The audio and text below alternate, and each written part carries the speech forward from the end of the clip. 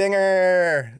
Tony's And got then the jazz best stinger, I gotta hands. say. Oh, jazz hands? We didn't talk about this beforehand, Shelly. That was an It's add-on. improv, dude. It's I improv. love It's it. called Yes, improv. and jazz Yeah. hands. Yes, and Love jazz it. hands. Fingers. Oh my gosh. Hey, welcome everybody to the Spear Adventures Guild. My name's Dave, and I am absolutely thrilled to be hosting this game.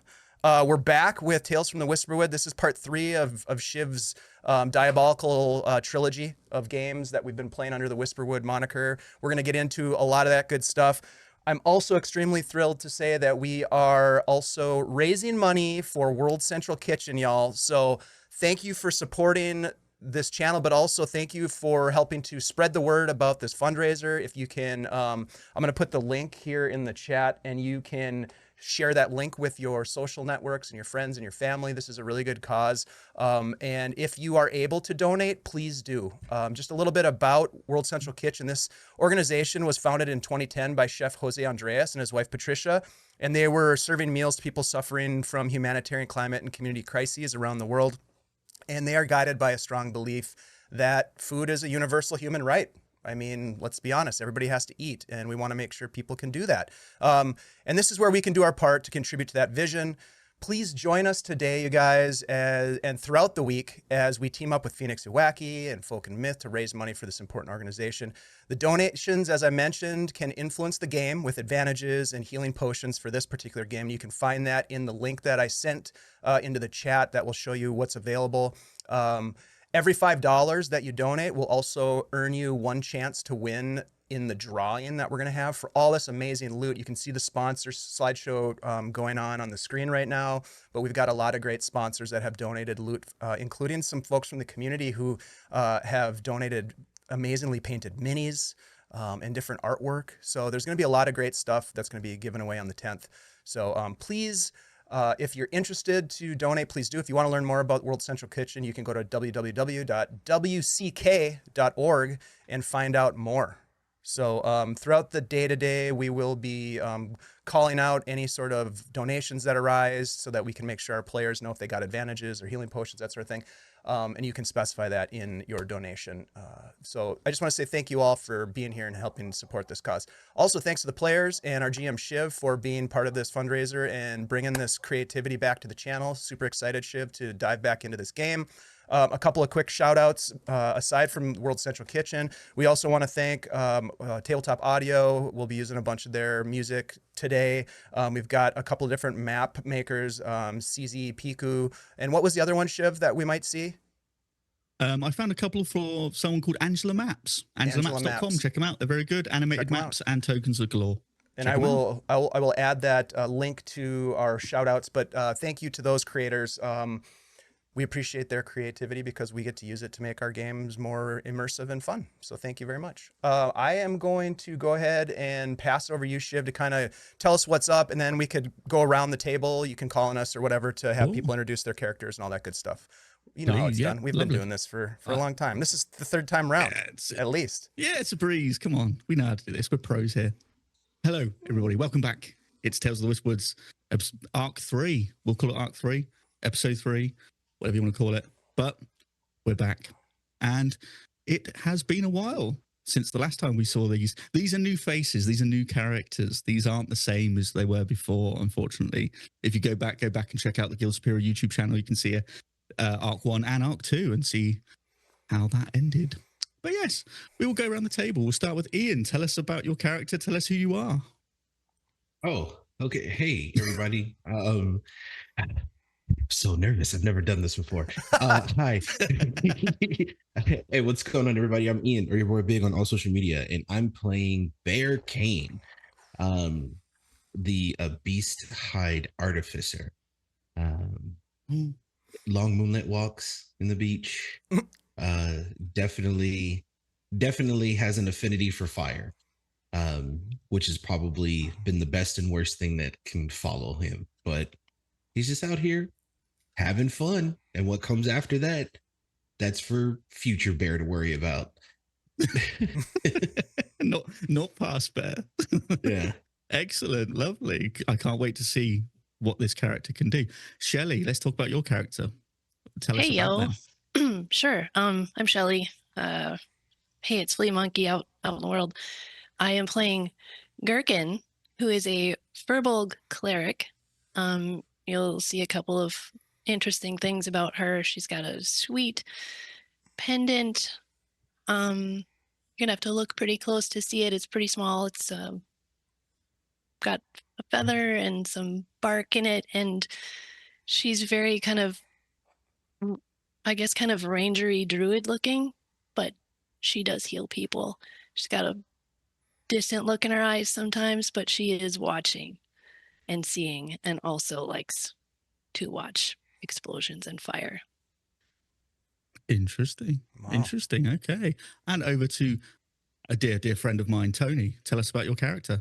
Hey, yes, hello, I'm Tony, and I am playing Tempest, who is an open palm monk, air genasi. She is silent, she is ruthless, she's a killer, takes no prisoners, and likes to collect some, I'd say, trophies. Also a necklace, and you might be able to see that necklace has various teeth hanging from it. She's kind of an assassin, after, you know. So yeah, she likes to take a little trophy, a little something, just to remind her of her work, as it were. All right, now tell us about your character. She's lovely. She's great, Yeah. you know. Just a joy. It's a human rogue, just very bland. Wow. But Human fighter. no. Human fighter, yeah, champion subclass. No. We're going to throw over to the man that makes it all happen. Dave, tell us about your character. Hey, thank you, Shiv. So yeah, I'm Dave, and I am playing Klazog or Klazog. It doesn't really matter what you call him, but when you do call him, you better be ready because he brings the pain. He is probably a little bit more even-keeled than some of the other folks in this party. He wakes up in the morning, and the first thing he does is about a half an hour of meditation and stretching. He likes to stay limber. He probably does a fair amount of cardio just to kind of get the blood pumping. He is a professional in all sort of senses of that word. He is a hunter. In fact, he specializes as a hunter of lycanthropes and other monsters. He, in fact, oftentimes goes by the huntsman. He carries a carbine rifle and is a bit of a marksman. And he, let's just say, he always gets his monster. He has a good track record, especially since he connected with Tempest. And the two of them have been adventuring about for a little while, at least. And one of the things that he's most interested to find out is what is in Gherkin's coffee mug. Because your character art has a coffee mug. Yeah. I think it's going to be like... Is it coffee? I think it's some sort of spirit. Just every morning, just make it little. It's gin. Little nip every, Just gin. You don't know. Straight Until you try it. Klazog is a bugbear, and he's huge, but he is very even keel temper-wise. So that's Klazog. Lovely. Yeah. Well, there is our cast of characters. Should we begin? Should we get into this? Mm-hmm. Yes. Okay. Yeah. Let's do it. Right. So, it's been 10 long years since the fall of Lavoca, the day the Wolf King's reign of terror truly began. The proud town was once a beacon of hope, but now lies in ruins, transformed into a dark fortress known as Fenris Keep. Towering blackened walls now shadow the fields where people of Lavoca once celebrated harvests, where once there was laughter near the howls of wolves, and the whispers of fear remain. Now, the Champion of Lavoca was a young hero who once inspired hope in the people's hearts. She vanished without a trace after the final battle. Their name is now lost to time and memory, or even too scared to be whispered for fear of reprisal. Rumors of their fate are as numerous as the stars. Some say they were slain by the Wolf King himself, while others gossip that they still live, waiting for the right moment to return. Yet for a decade now, the lands have been drowned in darkness, without a champion to lead them. After the group's heroic stand, the Wolf King, against the Wolf King, a certain druid was left behind. The body of Lightfeather James was dealt a grim fate. Recognizing the druid's significant threat and symbolic resistance, he was made an example of. His remains were entombed within an enormous gnarled tree at the center of the courtyard. Twisted with dark magic, the tree is now known as the Heart of Despair and stands as a prison for his spirit. Its roots fed by the druid's essence, the tree perpetually whispers with sorrow, and it's said that on the moonless nights, one can hear James's anguished cries mingling with the rustling of the leaves. The tree serves both as a warning. My neck, my back. Serves as a warning to others and a source of dark power. Now, the Lord of Howling Night has consolidated his rule across the Whisperwoods, stretching his power even further. His elite enforcers crush any hint of rebellion or resistance. Towns and cities like Thornwood Haven, once thriving communities, have reduced to fearful tributaries, paying a steep price to serve under the shadow of Fenris Keep. The land itself has changed. The Whisperwoods are no longer a place of mystery and nature, but of dark magic and twisted creatures. Resistance movements have risen and fallen, crushed beneath the heel of the Wolf King's enforcers, leaving the people divided and without hope. In the corners of the world where hope feels distant, a haunting melody emerges. Its title, The Song of Sorrow, evokes deep emotion, weaving together themes of grief, loss, resilience, and unwavering spirit, defiance against tyranny. A mysterious bard, known for her striking red hair, that dances like flames and her golden eyes that seem to sparkle like secrets, travel the country from one dimly lit tavern to another. She roams the bustling drinking houses where laughter mingles with sorrow, igniting a flicker of hope in the downtrodden masses. With a voice that carries both power and tenderness, her songs weave tales of bravery and dreams, stirring the hearts of those who have long given up. But she never stays too long, flitting from town to town like a fleeting shadow, and her true identity remains a well-guarded secret. The locals whisper her name if they even knew it, yet none seem to catch her for too long. As a parting gift, she always leaves behind a silver coin, polished and gleaming, engraved with the emblem of an owl, the symbol of wisdom and guidance. The coin serves as both a token of her visits and a reminder that even in the darkest times, hope can catch flight. Each tavern she visits buzzes with the tales of mysterious bard, leaving behind an echo of her melodies and a sense of wonder that lingers long after she disappeared into the night. In the aftermath of the victory of Lavoca, the once respected druidic magic now hangs heavy with suspicion and skepticism among the people. However, a few still maintain a sincere hope for their hero, the Lightfeather. After a decade of silence and submission, the time has come for a new generation to stand against the Wolf King. The whispers of Lavoca's downfall still haunt the people, but those were children when the city fell, and now they're adults, hardened by years of fear and loss. The world is ripe for change, but change will not come easily. Now, since that all happened, the world has experienced a period of rejuvenation and revival.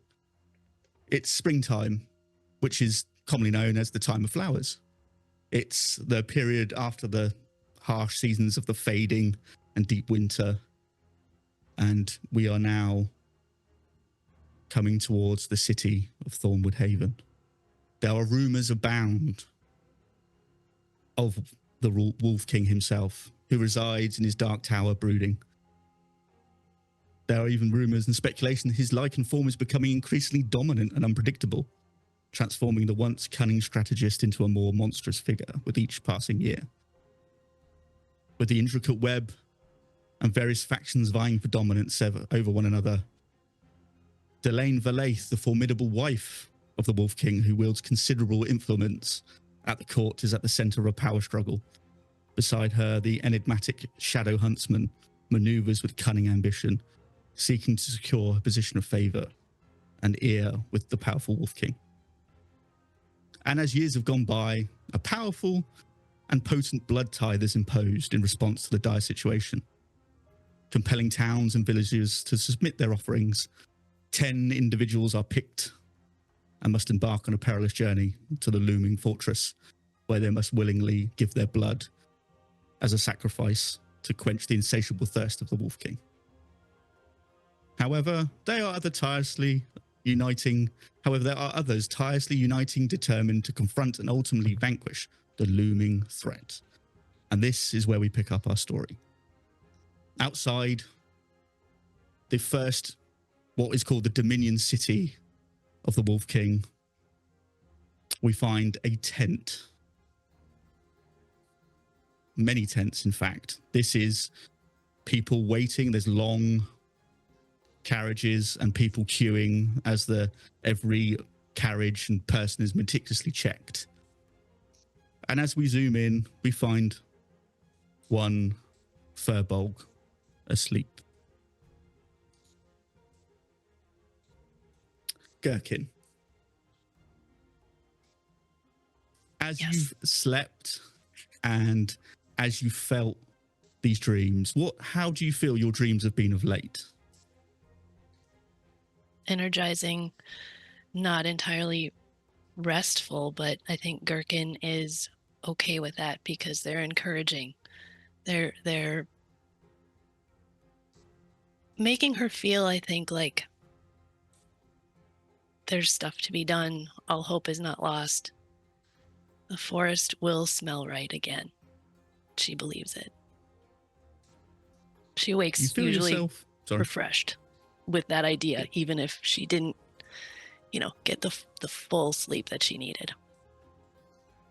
So as you find yourself almost flying over a forest, beautiful green leaves, crisp blue sky, but then you find yourself standing at the edge of a forest where the sunlight filters through. The air is filled with the scent of moss and sweet fragrances of wildflowers as you look around. You feel like you've been here before many times, many dreams. You've always stood on this verge, always stood looking out across this place. You notice the intricate details of all the different trees you see. The peeling bark of birch, the sturdy branches of the oak, the towering presence of the redwood, the delicate leaves of the ash, the distinctive mottled bark of the sycamore, and the vibrant hues of the maple leaves. You see that they all reach in, ready to aid you, but all cower back as the dark sky and clouds, thunder peals across the sky. You see yourself, or feel yourself walking down a vibrant green hill. You're drawn to a sight of a winding river, clear crystal blue water. The gentle sound of the water flowing creates a soothing aura. You feel at peace, you feel calm, you feel this is slightly different. You've never been this far before. On the tranquil banks of the river, you see a small boat bobbing in the water peacefully. There, a mysterious figure sits calmly, their features obscured by the distance. Do you walk forward? Mm-hmm. I do. You feel yourself drawn. You find yourself descending the crisp green emerald hill until you reach the bank. As you watch and observe, you see the features come into view. An elderly woman, her form ancient and hunched, seated in this weathered boat with a fishing rod clasped in her hand. Surrounding the boat, a swirling darkness appears, almost sentient, as if it holds a life of its own. Amidst this darkness, you see intermittent flickers of crimson catch your eye, resembling as if someone's pouring ink into this water. As your gaze follows the trail of red, you notice a figure. The old lady is adorned in pristine, almost white, ethereal robes. The fabric stained at the edges in the crimson that spills over the edge of the boat into the water. The darkness seems to react and swirl and try and grab at this crimson, hungrily embracing, assimilating as if it were a long-awaited elixir.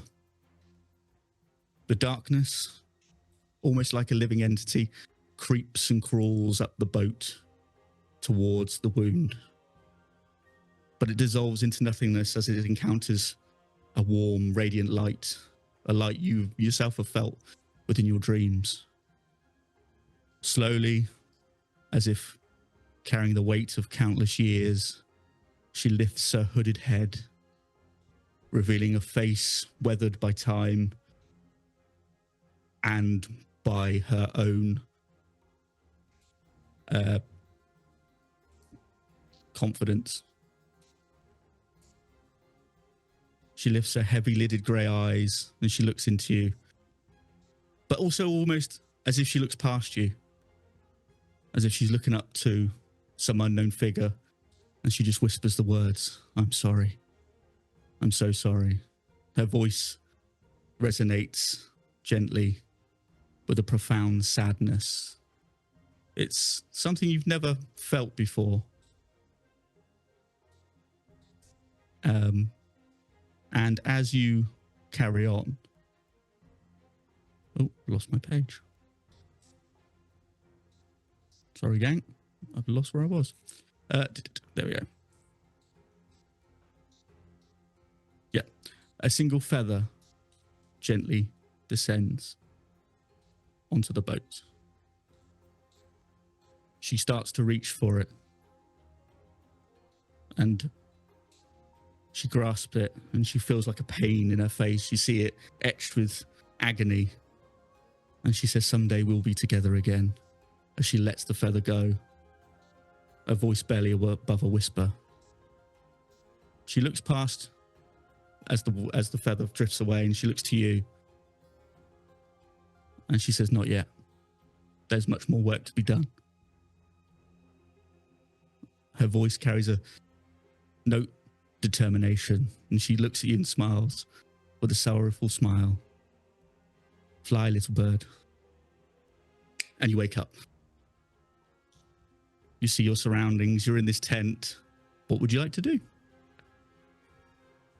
Reach for my coffee cup, for one.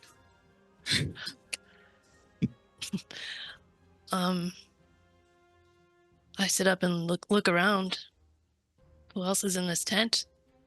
Is my buddy here? Bear, are you in the tent? No. So Bear's not in the tent. He's on the outside of the tent. Ooh. If you were to go look for him, you would see him kind of like hunched over on the ground, butt in the air, and there's like this plume of smoke that's like coming from his head. And you can just hear like feverish scribbling and talking to himself, and he's just like, "Okay, yeah, so if I put it right here, and then I'll have to find a medal for that one. That's going to be really good." Okay, cool. You kind of just hear him kind of going through those ramblings for a little bit. Again, super hunched over, just like, and then just puffing on a cigar, just like plumes of smoke. I think Gherkin would walk out looking for him, and she's really thoughtfully spinning this ring on her thumb that she's been kind of obsessing with lately. Is gonna walk over to him and, "Mr. Kane." But hey, what's going on, Gherkin? How are you? I'm good. What are you doing here? Again, this is a familiar sight, I think, probably to her. Okay. What are we planning now? He kind of looks over at you and he's like, "Nothing. I just couldn't sleep." And he's got like this piece of paper and he's doing this and he's like, "Why? Is there something you need to tell me?" Mr. Kane, you don't have to eat your... Okay. I don't know. Just having some of those weird dreams again about that lady. Oh, the dreams. Okay. You Never can spit mind. it out. It's okay. It's just me. What are Tries to unfold it. what are we planning here? Are we making a new contraption? Yes, I was. So, okay. So you see, there has to be a way that we can get a number of wolves at the same time. So I'm thinking about putting something together to where it's kind of like an area of effect to where we can knock out at least 10, but I haven't really kind of figured out the focus to where it doesn't kill everybody else in the area. Yeah. That is often a problem of ours. Finesse is not our strong suit. I understand that. I'm always pretty busy just making sure everyone is not dead. One of these times I want to do something impactful, if you know what I mean. Maybe maybe I could throw some fire one of these times. I don't You know. want to throw some fire right now? You want to go throw I some mean, fire now's right not now? really the best time, but figure that in your plans, maybe. Gherkin can start maybe helping with the fire, not just watching the fire. Yeah, we can. I feel We like can figure something out. There's more work to be done here. Yeah. You want to throw more fire? We'll get you some fire to throw. I think that sounds good. Okay. And Gherkin will stop kind of nervously twisting her thumb ring and stand up a little taller and hold her empty cup and start looking around for a dark brown beverage. Okay. So as this happens, we're going to cut over to a bugbear. What's Klazog doing at this time in this tent city, awaiting to get entrance to the actual city proper? Well, As everyone's kind of been held here before they're inspected and things. I don't think he's waiting for an inspection. That's for sure. If it's morning time, he is meditating, maybe just wrapping up his morning meditation. He immediately goes to cleaning his weapons, cleaning his bolt action rifle, making sure things are in order, waiting for his companion Tempest perhaps to wake and join him wherever they may be. But yeah, he's doing the things that he does every morning to prepare himself for action, and he is a man of action. So he would not be waiting. Once he's ready, and once Tempest is there, he would be ready to make a move. Okay. You're starting to see everybody sort of bustling around there, making their food, and you hear shouts from a distance go, "Next up!" as more people get up and go, "Oh, it's our turn," and grab their packs and their carts and stuff. You start to see an old man with a cart wheel past, and he's like, doop a doop a doop a doop a doop. He's just like trundling past. And you see out from the cart like an armful. And he's like, "Whoa," puts his cart down, lifts up the blanket, puts the arm back in, puts it back down. He's like, "Doop, morning," as he just sort of gets to you. I'll just give him a nod. Now, are these are people that are waiting to get into Thornwood Haven? Thornwood Haven, yes. Yeah. Yes. Okay. Everyone's kind of been held outside the city because, as of recent events, the city's kind of been told to be a bit more careful of who comes in and out. So everyone has to be kind of checked before they enter the city. Would the fact that there's a dead body in the back of this cart be strange to Klazog? Let's give me insight.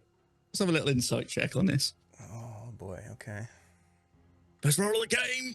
I guess we're starting to roll some dice here. Hell right, yeah, insight. brother. Yeah. Dirty 20. Dirty 20. Okay. Yeah. Yeah. So for your experience and for as a bounty hunter and that sort of thing, you're kind of thinking, well, maybe they've had a bit of a cleanup in the city. Maybe it's something's gone on and they've this is like the morning. They just collect up what they collect up and move it on out. So he's going in the kinda- opposite direction of the crowds he's of coming people. from the Got it. city. He's just Okay. walking through the tent city with his little carriage, like do, as if he's very blasé, as if like this is his everyday job. He's just like morning. I'll just And say, everyone's just like, oh god. I'll look at him and say, "What news from inside the gates?" Oh, what news? He puts it. Oh, let me put that down. Well, they're checking weapons at the gate. What else has happened? Apparently, some big important people are coming to town. Oh well, this lot, I shouldn't say, but kind of a bit of a barroom brawl that got a bit nasty. The Haven Guard had to get involved, and this is what's left. So, you know, What kind not of much really, important kind of standard day. people are you speaking of? Oh, from the keep coming down. It's it's Blood Tithe. Blood Tithe Day. It's coming soon. Don't Couple have days to look time. so happy about it, mate. Well, I mean, hey, I ain't getting picked, am I? I've got a job to do. And he sort of like chuckles. He's like, and you see like gap tooth, like brown broken teeth. He's like, always, you know, they're always going to need a guy to move the cart, and that's me. All right, understood. What you here for, Stop by here on your way back into the city. I might have something for you, something special. Oh, really? Oh, okay. I think we have a deal, sir. Anyway, good day. And he's like starts trundling off. So now we will go to Tempest. What's Tempest up to? Tempest would probably have gotten up relatively early. And she would probably be doing some like stretches and some sort of like yoga just to kind of start the day and get her, as she's quite as a lot of her fists are her weapons actually. So so yeah, so she's gonna be because being a monk and everything, she's very, you know, aware that she needs to keep her body in good shape and make sure she doesn't pull anything, and, you know, make sure she's prepared for any situation. So she's probably doing that, probably actively trying to avoid the guy, the cart that Klazog was just talking to, because she's not a big talker. She doesn't really like small talk. But if she was nearby, she probably would have kept an ear out just to know what was going on, but doesn't want to actually actively talk to anybody if she can avoid it. Okay. So as you're sitting there or standing there doing what you're doing, you notice there's a couple of people walking past and sort of looking quite pleased with themselves, just chuckling along and having a chat. And he's like, oh, I can't believe it. I got my first one. Can you believe it? And he's like spinning this medallion about this big around his hand. You can see as he glances, as he spins it around and stops and holds it up, it's a very sort of like metallic medallion with like the symbol of like a crescent moon on it. Got my first silver crescent. And he's like, well done, mate. Well done. How'd you get that? Well, you know the rules. You got to challenge somebody. You got to make the square. You got to fight them. And then if you win, you get one of these. And it kind of means you don't have to get picked for the blood tithe. So, you know, and he's like, yeah, but I mean, how many have you got? Well, I've got one. And well, my mate, he's got two. Yeah, right. Okay, two. So, I mean, do you just have to fight? Well, yeah, because you fight to the death, or you can fight till the first sort of like gives up. It's kind of like a combat thing. And you see his friends stands their hands on his hips, like, for God's sake. And he's like, what? He's like, you know what this is? This is like you battle people against each other, and it keeps the populations kind of, you know, they're not focusing on other things, are they? He's like, give it a rest. I'm famous, me. Look, and he's like spinning it around. And as you see this happen, you see like a dwarf, like really barrel-chested dwarf walk past. He's got like he's dressed in like sort of leather armor and stuff. He has like a purple sash, and you can see that he has about 8 of these things attached to it as he sort of walks past. And they're like, oh God, all right, morning. And they sort of keep their heads down and carry on walking on. Is there anything you'd like to do, Tempest? So basically you get one of these things, and it means you don't get picked for the blood tithe.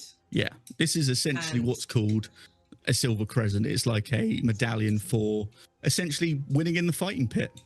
you get like a reward, and people kind of see you as friendly and all that sort of thing, as like a kind of local hero, folk hero type thing. So everyone you see this dwarf has got about 8 of them, so that tells you he's probably won 8 fights. So you just have to win a fight, hey? Interesting. So would you like to go find your companion, or are you heading elsewhere? What are you planning to do? I'll go find Quazog. Okay. I imagine it's probably not difficult, given that he's a massive bugbear. Probably quite easy to spot in a crowd of people, I would assume.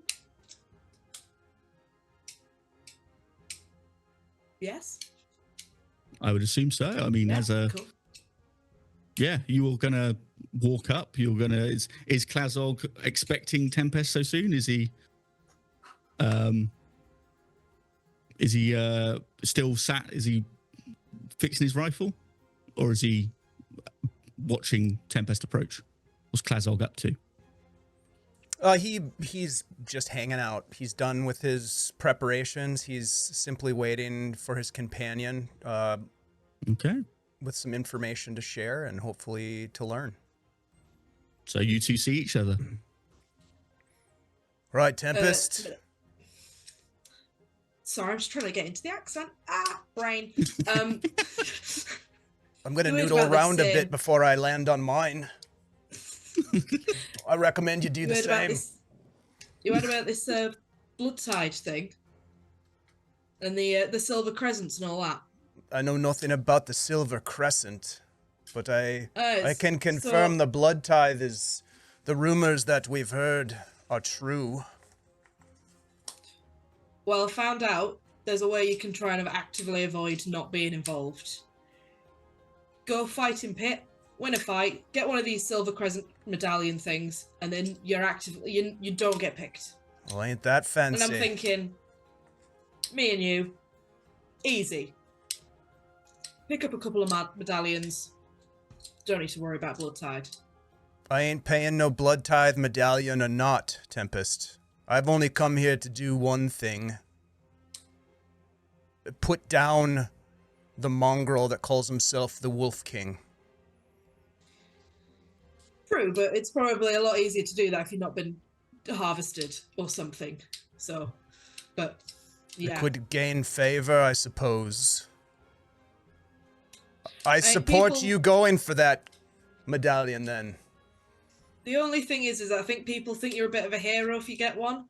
And if that's the case, people are going to be friendly, going to try and talk to me, and I don't know if I can handle. Oh, it's a dream handle come the true fuss, to be for you, honest. Tempest. You'll love that amount of attention, won't you? Absolutely. Love it. Love randomers coming up and talking to me in the street thinking they're on their mate. Love it. So as you finish talking, you start to see more people get called up, and you hear the things like next, and there's a family, like there's a little girl, little boy, and a wife, and they're like, "Oh, come on, we better go. We're going to get called up."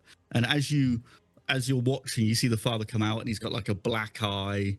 His face is like all swollen. His nose is like broken, and you see him holding up.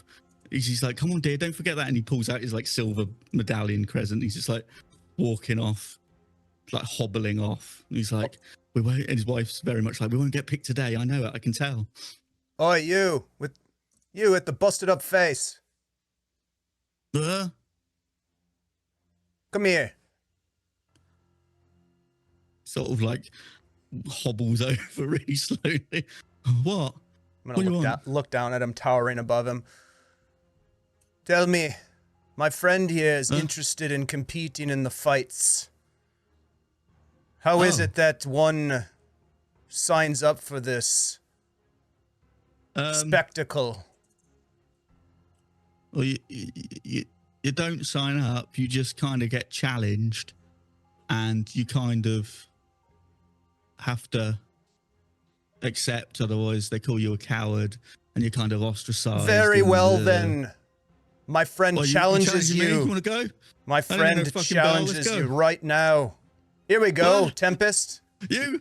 What, take you both on? Right, let's fucking go. Come on. Oh, I mean, kind of expecting something a bit more of a challenge, but I'll do this. Yeah, it's quite Hey. early. This What? ought to be good. Hey, gather round, people. We have ourselves a legitimate fight here.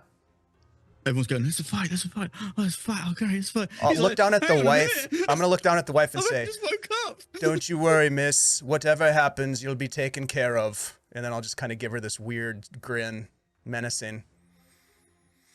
She's like, but we've just been called. Can we not, can we come back? Them ain't the rules. She looks at Tempest like, he's kind of, pretty broken. Go on. I'll fucking take you on. You want some? Right, okay, off your foot, go away. Where's the fighting spirit in that, Tempest? I guess we'll find someone who's a look. bit more of a challenge for you. Look, I'm seems gonna sort of fight just, someone that's collapse. on my level. I'm not He gonna sort of fight. I'm collapses not, in. Go on, sorry. I don't want to fight someone who's that much of a mess. That kind of takes the fun out of it a little bit, doesn't it? I You see suppose him, it does. he sort of falls into his wife's arms. He's like, oh God. Oh, fucking hell.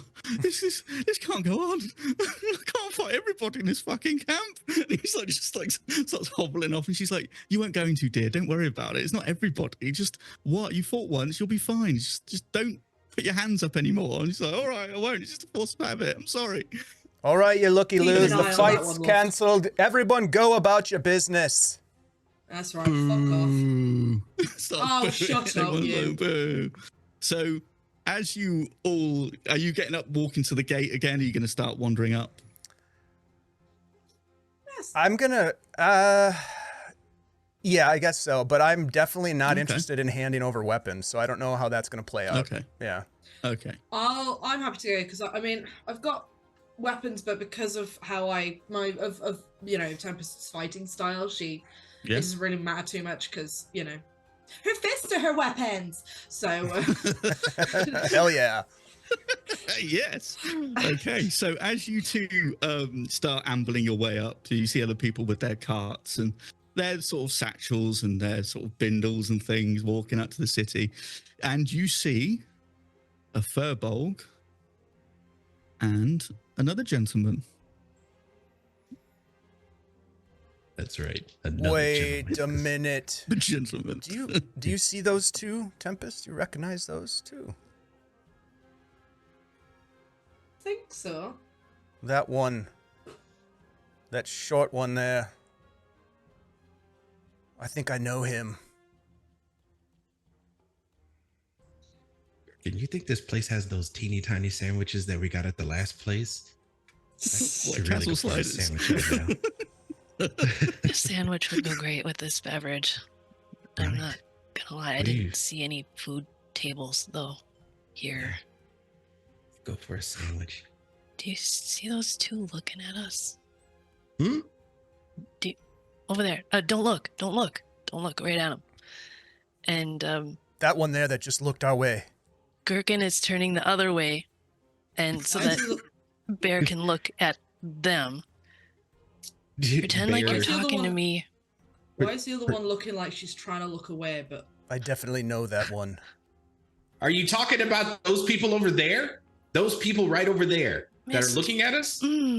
Yes, I Yep, was. That's definitely him, the loudmouth. I turn around again. Ruse Yeah, they do look failure. familiar. Let's go have a chat, shall we, Tempest? I'm gonna start making my way over towards Bear.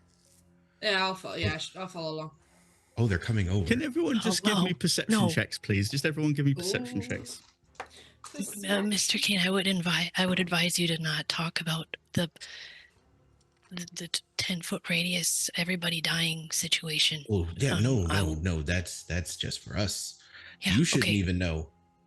I don't know. What are we talking about?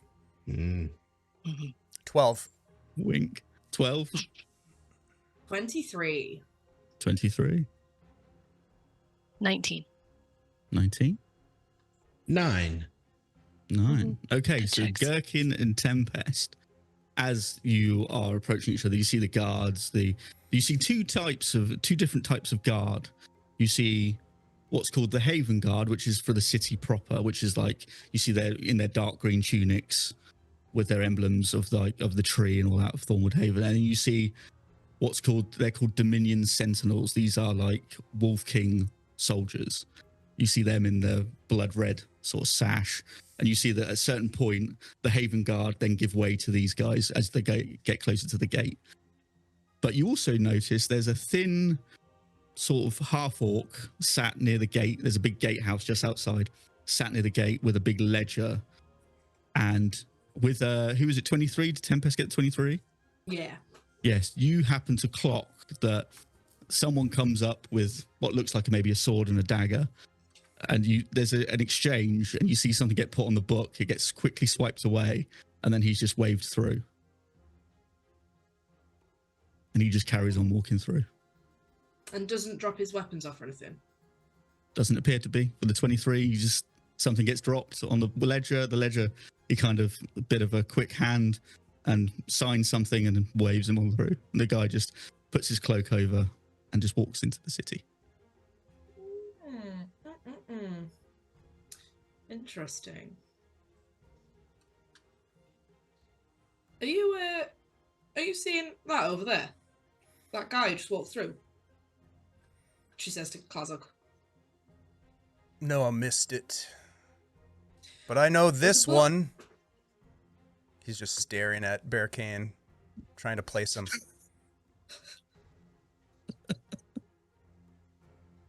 What'd you see, Tempest? There was a fella just up there, and he managed to get through. I wrote something down in a book. The other fella wrote something down in a book, but he just sort of walked through. He didn't have to drop his weapons off or anything.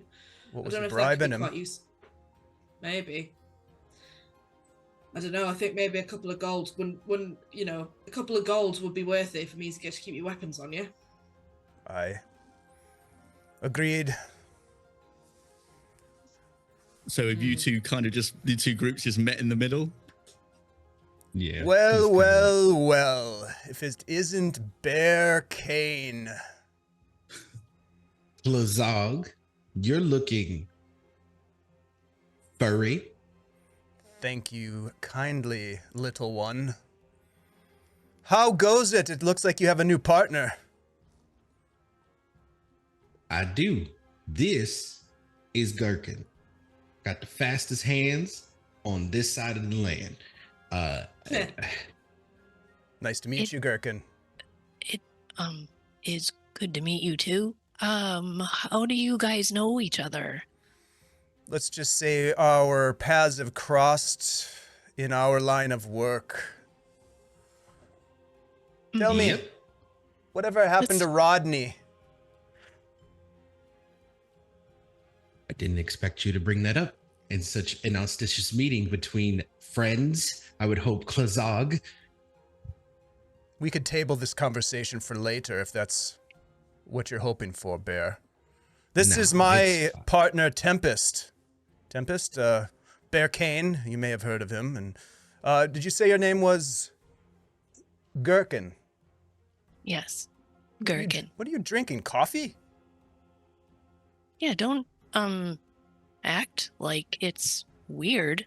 No, It's very normal. I'm actually acting like I would like some if there's a vendor nearby.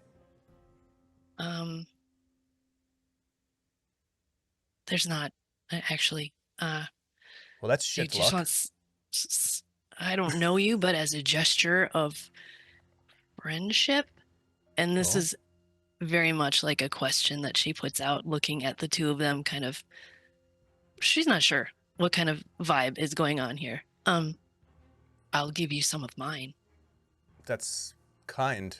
I see, Kane, you've decided to surround yourselves with nice people for a change. And he'll reach out and take the mug.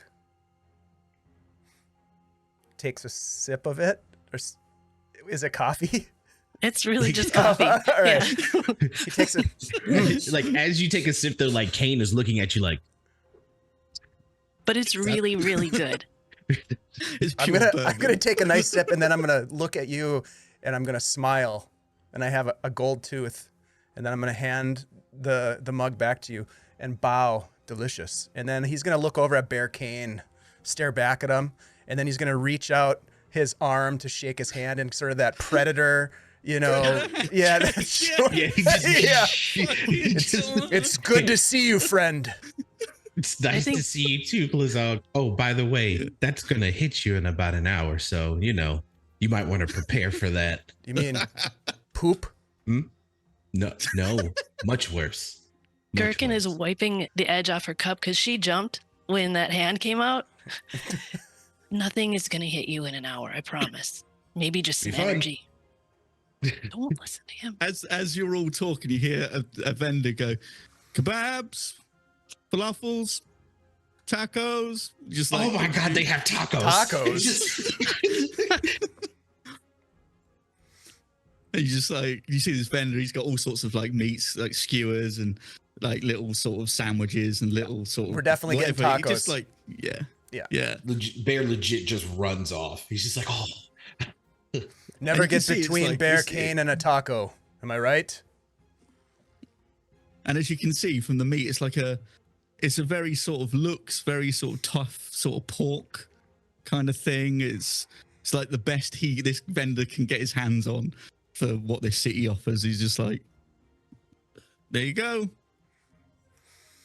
2 silver. My treat. And I'll lay down some gold to get everybody tacos. Cool. Everyone starts handing them. I go, oh wow, this is a good day. I'm gonna eat tonight. I'll take 7 tacos, please. Oh, he starts making them up for you. Thank you. And he sort of looks to Klazog like, who's paying? Is it you? You paying? Klazog is immediately regretting that he offered to buy, but he's going to, because he's a stubborn bugbear, he is going to go ahead and pay for the tacos for his companions. And then he's going to look over at Bear and just say, have you heard rumors of the Wolf King?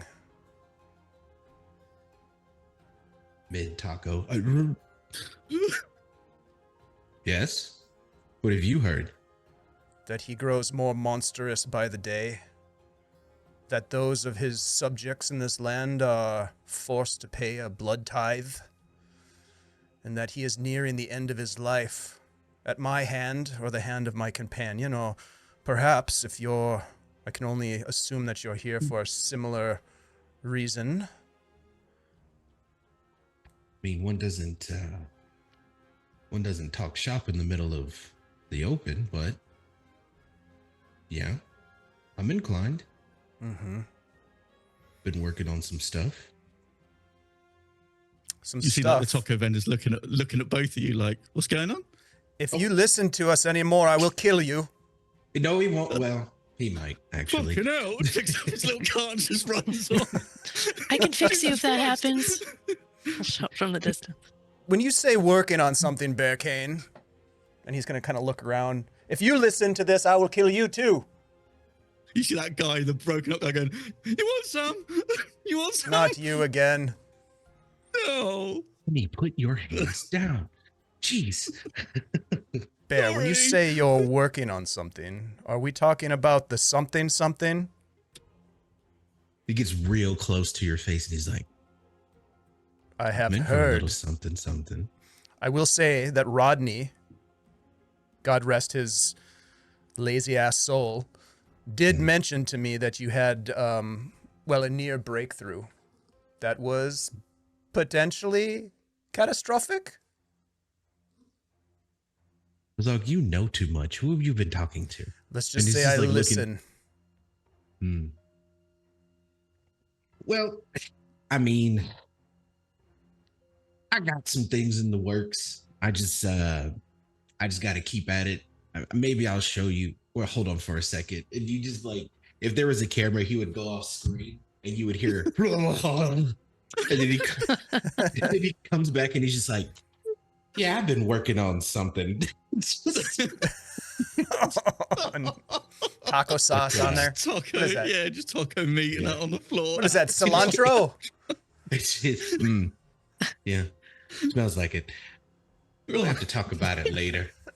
And then he folds it, and then if his face were to go off screen again, it's just him going right back in his mouth. You haven't changed a bit, Bear Kane.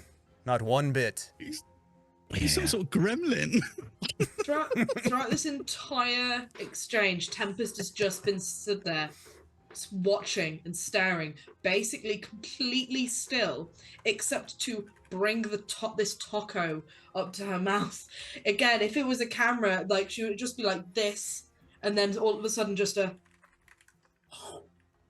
I love that. I love that so much. And if there was this camera, go ahead. Sorry.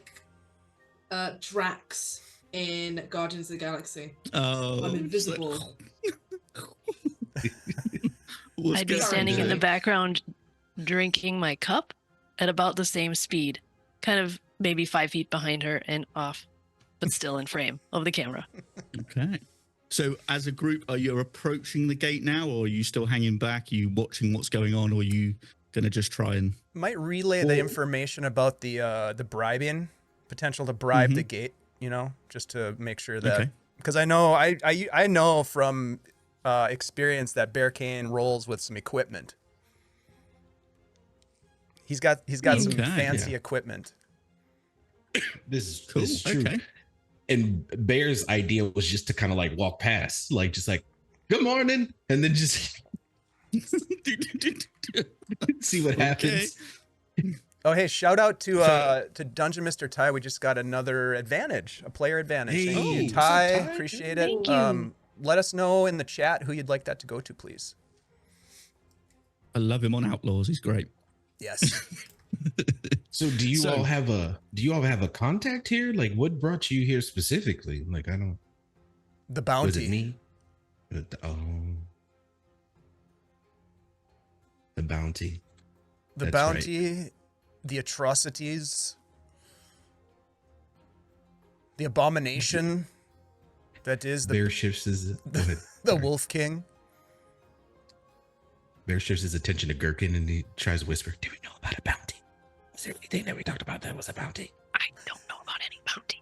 I don't know A any bounty sizable either. bounty, did I mention? I don't know about any sizable bounties. I don't have any sizes on me. I just have one. I can literally hear you Would you both just the whispering. Stop Just- listening. just- I mean, Just one. My fault. I'll turn to Tempest. You have a bit of taco You're sauce. right. Sorry. Taco sauce. Tempest turns around. I love that so much. You just turn and whisper at him, "Stop listening." So as you're walking forward, you see guards waving other people forward, and you see a thin, sort of half orc, looks like a bit of a bureaucrat. His desk, and he has a big ledger, and he's just like glasses at the edge of his nose. Like, yes, next. Go ahead, by all means, Mr. Bribe. I haven't got all day. Come on, hurry up, hurry up. Tempest will go up. Tempest will go up to the guy. This is the first time that she's spoken in about 30 minutes. As you approach, you see like this ledger has like loads of names, just possibly of all the people that have passed through. He's like, yes, name. Oh, do you need a name? Or Yes. would this do? And it's a gold coin.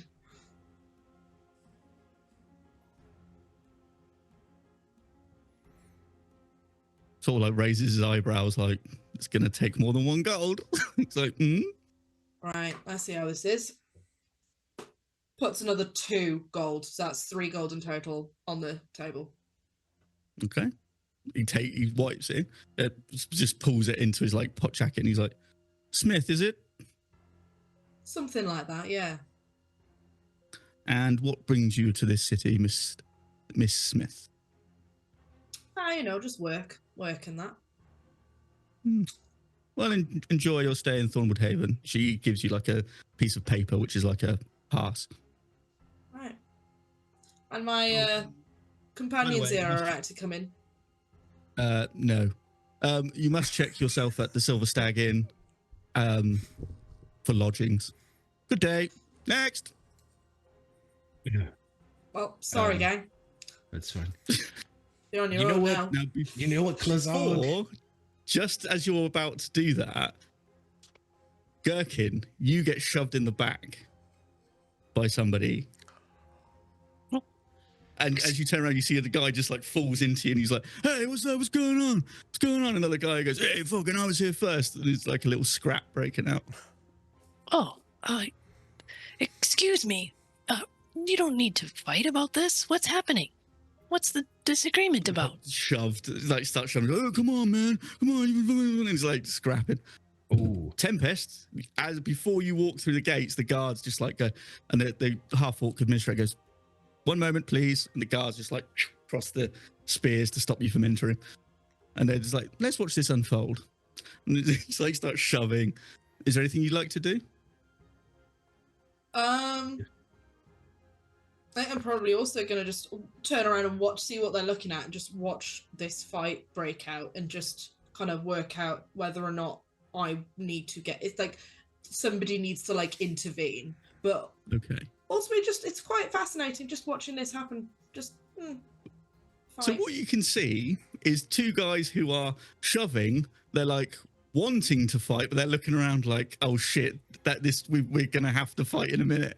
That sort of like, oh, how can I get out of this now? We've kind of had a shoving contest in amongst all these people. So what we'll go around, we'll just like you. So we'll go to Bear. What are you doing at this moment as you see this kind of scuffle break out?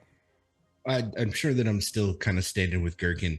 I actually want to. I'm gonna defer to Gherkin on this one. Like Bear's gonna look at them and go, "Is it time? Are we? No. Is this one of those? I think this might be one of those. No. I kind of feel like No. this could be one of those moments. Look in my eyes. Mr. Kane, look in my eyes. No. Take a breath. In pink, out blue. Okay? 1 more. Slower. And meanwhile, I've got my hand. I'm kind of bracing in case the melee kind of comes into our area again. I've got my arm back. I'm a big person. It's fairly close, yeah. Okay. So I guess what happens? Sorry, go on. I apologize. So because I have a thing. Go on. Bear's just gonna yell out to one of them, "Hey guys, this isn't. You should go home and calm down." And then looks at them like this to see how they respond. And you see one's like grab the other one and goes, "Fuck you, buddy! I want my silver crescent. Stay out of Okay, this unless you want some, you perfect. punk." So like he just scrambles in his pocket and he pulls out this little bag. He's gonna reskin it and he's gonna go, "Gherkin, I tried, sir. I think what you need is in this bag." Okay, so we'll Gherkin's pause there backing for a off. moment. Yeah. Klazog, what are you doing at this moment? Well, now he's just going to step back and see what happens with this bag. Okay. Can everyone give me another round of perception checks, please? Ooh, what is that? 11. 11. 19? 16. 16? 11. 11. So Gherkin and Bear, you notice a movement in the gatehouse. You see like an ember of what looks like a cigar as it's like, and a load of smoke just billows out. And as you notice, there's like one yellow eye in the darkness as this cigar just flicks out. And you hear a voice just go, "Is there a problem here?" Definitely. As about you to see be. this eye just like get taller and taller and taller as it sort of ducks out into the daylight, and you see a rather large bugbear with a big eye patch on, long canines. Like, I said, "Is there a problem here?" As this really long, like spider-like, just comes out of the gatehouse, about 8 foot tall. No, There's like sir. a hushed silence. There's no problem. And I don't even make eye contact. I'm looking down. There's no problem. No problem here. Klazol, give me a history check, please. Are the other two kind of backing off? Like, have they calmed down? they've frozen. They're like, oh shit, what the fuck's this? Put my bag back in the pocket. Oh shoot. 21 for history. 21. You've heard of this guy. You know he is a high-ranking lieutenant of the Wolf King. This is Cole.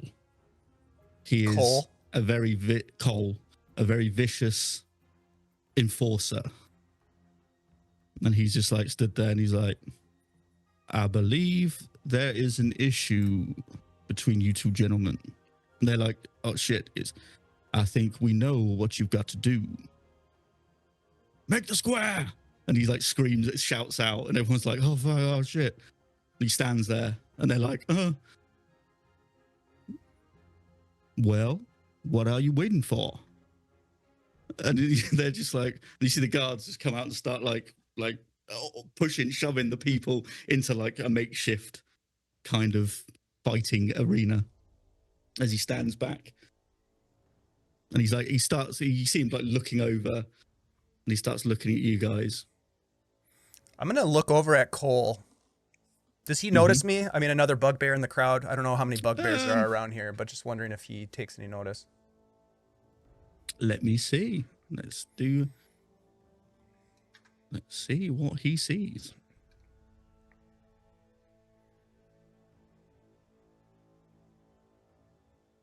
Oh yeah, he knows. He's clocked you. Mm-hmm. I'm gonna give him sort of a little acknowledgement, a little nod of the head, and I'm gonna turn to my companions and just say, by the looks of these contenders, this could take some time. And then he reaches underneath his cloak and he pulls out 2 daggers and he throws the daggers into the square at the feet of these 2 men. Let's get on with it then. We have business. Oh, no, sir. That is not how we do things around here. Get rid of those daggers. And you see 2 guards just like pick up the daggers as soon as this Cole shouts and just throws them to the side. We do things hand-to-hand style. And he just starts to light another cigar as they're like, oh, okay, and start like throwing punches at each other. Within, I don't know, about a couple of minutes, people start like taking bets and things. Is there anything else you'd like to do at this moment as you see this guy is observing this makeshift fight? I kind of want to get in the middle of this. Tempest says to Klazog, 5 silver on the little one. I'll take that action. So Gherkin, as this could be our way in, Gherkin. Like if we win, right? We get a thing, and then we can just walk on in. You want to start fighting in the square? I could. I mean, yes. Will there be fire? Maybe. And you see Bear like scurry in the middle of the square, like on all fours to jump in. Oh, okay. And just as you go to jump in, you see the guy turn around and just clock this guy in the jaw and knock him out cold. And everyone's like, ah! And he turns around, he's like, oh shit, you want to go? And it's legitimately just Bear doing this, and like he pounces on the guy. Okay. Cool. All right.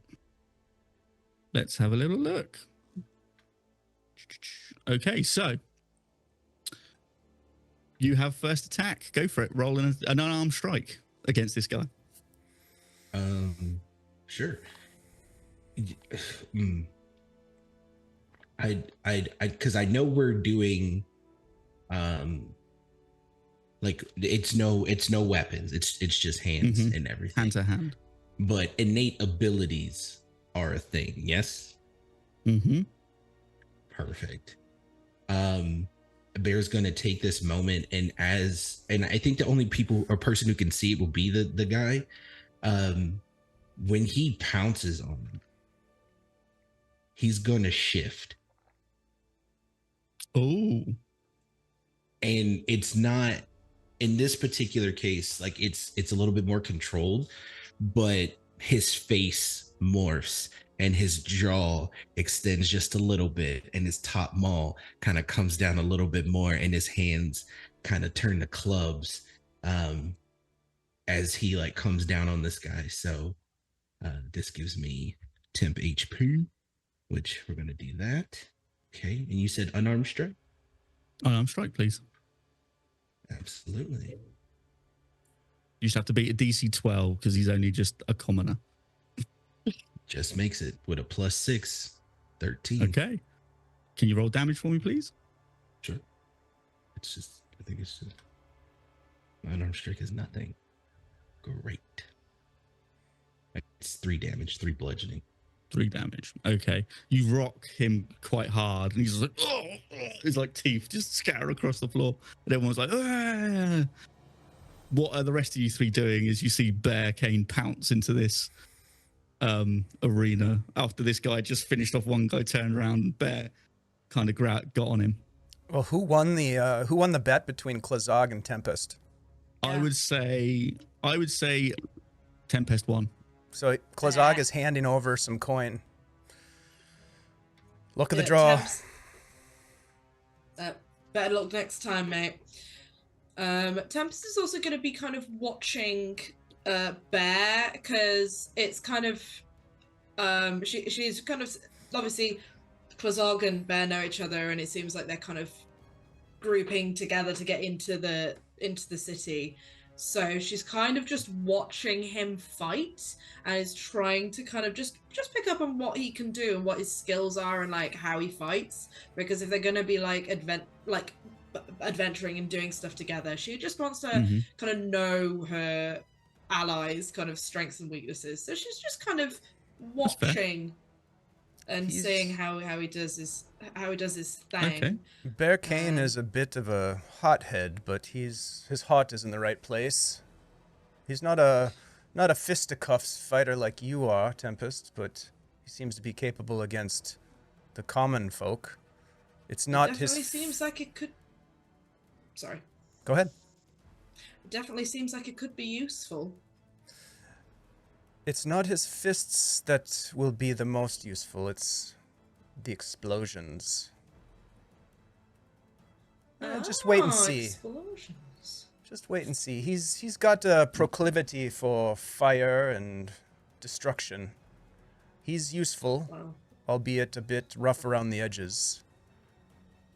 it's not as discreet as I normally like to do things. However, Agreed. you know.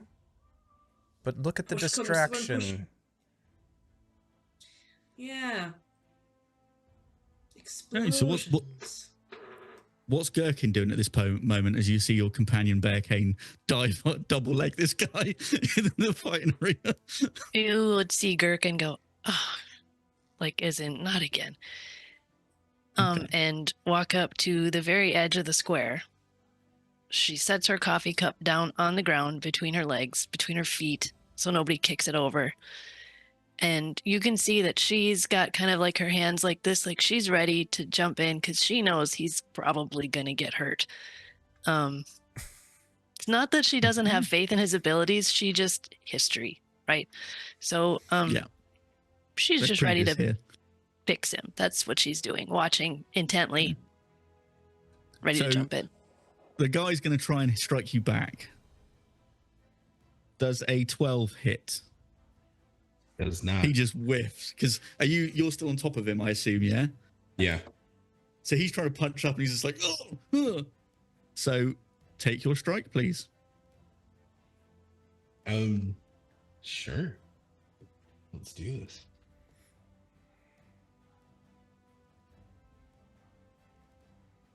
I'm trying to see if I can do this or if it would be breaking something.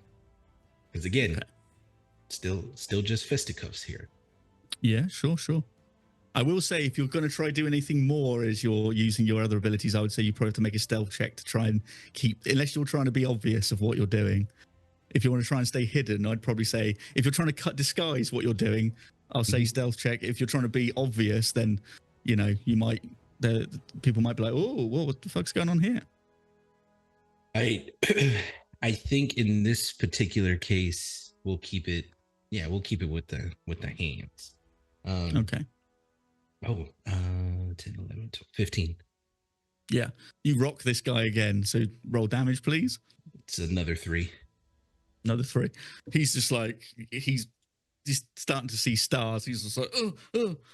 Honestly, So I we'll go think it's just Bear like headbutting him. He's just like, and people are just like, yes, come on, like getting really excited that this is the kind of thing they like to see. We'll go around again. Is anyone doing anything else while this is happening, or are you just standing and watching? If you want to do something, let me know. If not, we'll the guy on the floor will get his attack. So does anyone want to do anything? I'm going to continue just watching, I think. Or Tempest is going to continue just sort of observing. Okay. What you can see, Tempest, you can see the dwarf the guy you saw earlier, stood sort of like that, like nodding along, impressed, like, interesting. So he's kind of on the opposite side of you, directly in your eye line, kind of like, okay. I see. Interesting. I'm assuming at Bear. Yeah, he's watching this whole fight. He hasn't seen you, but he's just like watching this guy win a fight, turn around and get double legged and just basically on the floor scrapping. And he's just like, oh, okay, it's interesting. So that's what you spot. Klazog or Gherkin, are you guys doing anything, or are you just observing? Yeah, I think Klazog is essentially keeping space around himself and his companions as the crowd is kind of pushing in. He's like backing people off to keep space, especially from Tempest, but also from Gherkin, who's probably standing nearby, and keeping an eye out for pickpockets or anyone else who is seems like they're up to no good, either in our general vicinity or near the gate. Give me perception then, if you're going to do that, please. 14. You do see a couple of people like trying to reach for something. They're like, oh, maybe not then. As they sort of catch your eye, and they're like that sort of look of recognition when they notice that someone's noticed them. They're like, just sort of like slink back into the crowd. And Gherkin, can I do something, or do you want to do the go? Yeah, round? sure. We'll go Gherkin, and then we'll do this, and then I'll come back to you. Is that okay? Yeah, Gherkin, what are you up to? Well, I think Gherkin is very focused on the fight, so she's not really looking around too much at anything else. Okay. And also that her coffee doesn't get spilled. Lovely. So again, this guy with a 9, I'm going to say he's like trying to like he's just trying to, you're just smothering him, and he's just like, can't get any purchase, can't get any, he's just like, what's going on? And yeah. Bear's looking at him. He's like, "Come on, hit me! Come on!" Like he's I can't. You're too big. just doing this the whole time, just knocking it back into him. He's like, "Oh." So, Tempest, what is it you wanted to do? Is the guy who was at the table with the ledger? Is he looking at the fight? Is he distracted by the fight? No, he's gone back to his ledger. He's just like doing admin while this is going on. He's just like sat there like that. Just Shit. Okay, fair enough. I was gonna, if he was like watching the fight away from the table, I was gonna take the 3 gold that I gave him back. Oh, no, that's in his pocket. You'd have to probably pickpocket him for that. I'm not doing that. I can't be bothered with that. Nah. It was just on the table. Yeah. Fine. Okay, cool. So back to Bear. Your turn. Another strike, please. Great. DC 12 or higher. It's a natural 20 for 26. Okay, well, yeah, double that. Yeah, just roll. What's your unarmed strike? It's just 3. Oh, okay. We'll call that a crit. So, are you trying to kill this guy, or are you trying to knock him unconscious? Is the other guy that he knocked out, is he unconscious or dead? He's unconscious. He's just been dragged out the ring after he got knocked out. We'll knock him unconscious, and like before Bear does it, he gives him like a little kiss on the forehead. He's like, "Good night." Wow. So, okay, yeah. So as you headbutt him again, Yeah, as you headbutt him, you hear this like crack as his nose just gives away, and he's just like, oh, and he's just spark unconscious, and everyone's like, hey. Bear stands up and he goes, woo, okay, I was told that I get a funny coin. And you see one get tossed to your feet, like, boom. Beautiful. Thank you for the time. And then kind of like Peace out. yeah, walks over to Gherkin and Okay. go, did our friends sneak in? No, I don't And you think see so. both. No, we're literally I think they're standing just right right here. here. What the hell have you guys been doing this whole time? You were supposed to sneak in. Watching you kiss a man. By the way, was this this was just a commoner, right? That he just Yeah, just left some dude. unconscious. He was probably like a blacksmith or maybe like a Fletcher or something like that. Just No. random dude. Now he's a black and blue smith. Yeah, Ah, Ooh. nice. inspiration. Oh no, don't give inspiration for that shit. That was terrible. No, I won't. You guys, that was the plan. We talked about it, right? I was gonna run in, cause a distraction, win the fight, get this to cover us, but you guys are gonna sneak in. We talked about this. We didn't Did we? we didn't talk about this, Mr. Kane. I think this might have been one of those in your head conversations. Probably. It's okay though. Oh, you have a coin. It looks like she's got a coin. She doesn't have a coin. She's getting in though. It'd be easy for us to get in now, yeah? Yeah. Okay. And I think that's a good opportunity to go to break. Oh my god. Woo. All right. Hey, thanks everybody for this awesome first half of the game. Looking forward to seeing what kind of craziness we get into next. Hey, thank you all for hanging out in the chat as well. And if you haven't gotten the notice yet, we are raising money for World Central Kitchen. If you want to know more about what they do, please go to wck.org and check out their stuff. If you want to help support, we do have a donation link that is live in the chat right now. You can go over to our Tiltify and make a donation. Every $5 that you donate gives you a ticket to win some excellent loot that will be given away at the end of the campaign. So that'll be on Sunday the 10th of November. And we've got all kinds of great stuff, including, hey, Bow Splitter is in the chat. We have some amazing minis that were painted by members of our community here, and we'll show some images of those later. But absolutely fantastic stuff.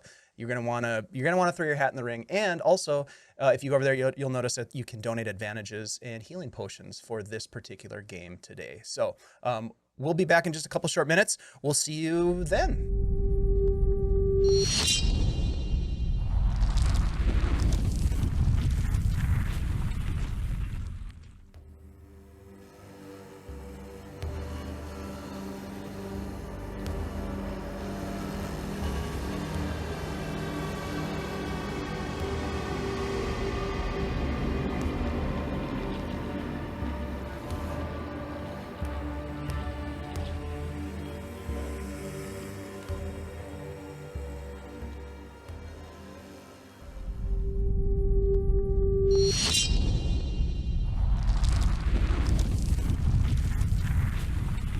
Hiya! There's always one. One of these kids is doing his own thing. Come on, can you tell which way? Hey, everybody, we're back. How's it going? How's it going, everybody? We're having fun, obviously. This group always has a Yeah. good time when we get together. So stoked about this. Thank you, Shiv, for coming back with another tale from the Whisperwood and to this awesome table for playing in it. Thank you to everybody who's in Yeah. the chat hanging out with us, getting goofy. Thank you to everyone who is helping us raise money for World Central Kitchen. That is why we're here, my friends. We are here to help people out. This is a time where people are experiencing a lot of hardships, whether that's humanitarian crises, wars, environmental, climate change related crises. And World Central Kitchen is doing everything they can to make sure that people are treated with dignity and respect and are provided with a basic human right, which is food. So if you have an opportunity to donate, please do. There's a link in the chat. Your donations can have in-game implications, but more importantly, you're helping people out, and that's what we're here to do. We believe that you can be heroic at the gaming table and in real life, and this is an opportunity for us to do that. So if you're able to, please do. If you can't donate, that's cool too. Help spread the word. Share that link around with people, and encourage folks to do some good in the world, and that it can be your contribution. So thank you for that. We're gonna dive back into this, but I'm hoping that we can raise some more funds here in the second half. We're at $1,090. Let's see if we can get that to 1,200, guys.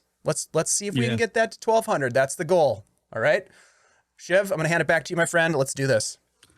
Okay, so after this little adventure, shall we say, you are still outside the city. Tempest has a pass to get into the city. Bear Cane has now a Silver Crescent medallion. What are the rest of you doing as you approach and you see the tall, ominous form of Cole, arms crossed, watching the crowd kind of disperse? I'm gonna saunter over to Cole if no one else is gonna do anything, and just kind of walk up, just be like, okay, cool. Hey, got a question. So I know I got this coin, but I did beat 2 people, kind of. Do I get another one, or how's that work? Do you want another one, sir? You like another challenge? No, He sort of smiles, like these big, sort of like canines. He flashes. He's like, "You want another challenge? You think you're ready for another challenge?" Oh, I have to challenge somebody else. Like that doesn't count as 2 people because there are 2 people that are knocked out in that. No. That counts as one. That's fair. I mean, I've got a challenge. I mean, if you want one, I can find you a challenge. No. I think I've done enough today. What's wrong? Not man enough? You're gonna have to come a little harder than that to get me. It's not. Yeah, I'm not that guy. Oh.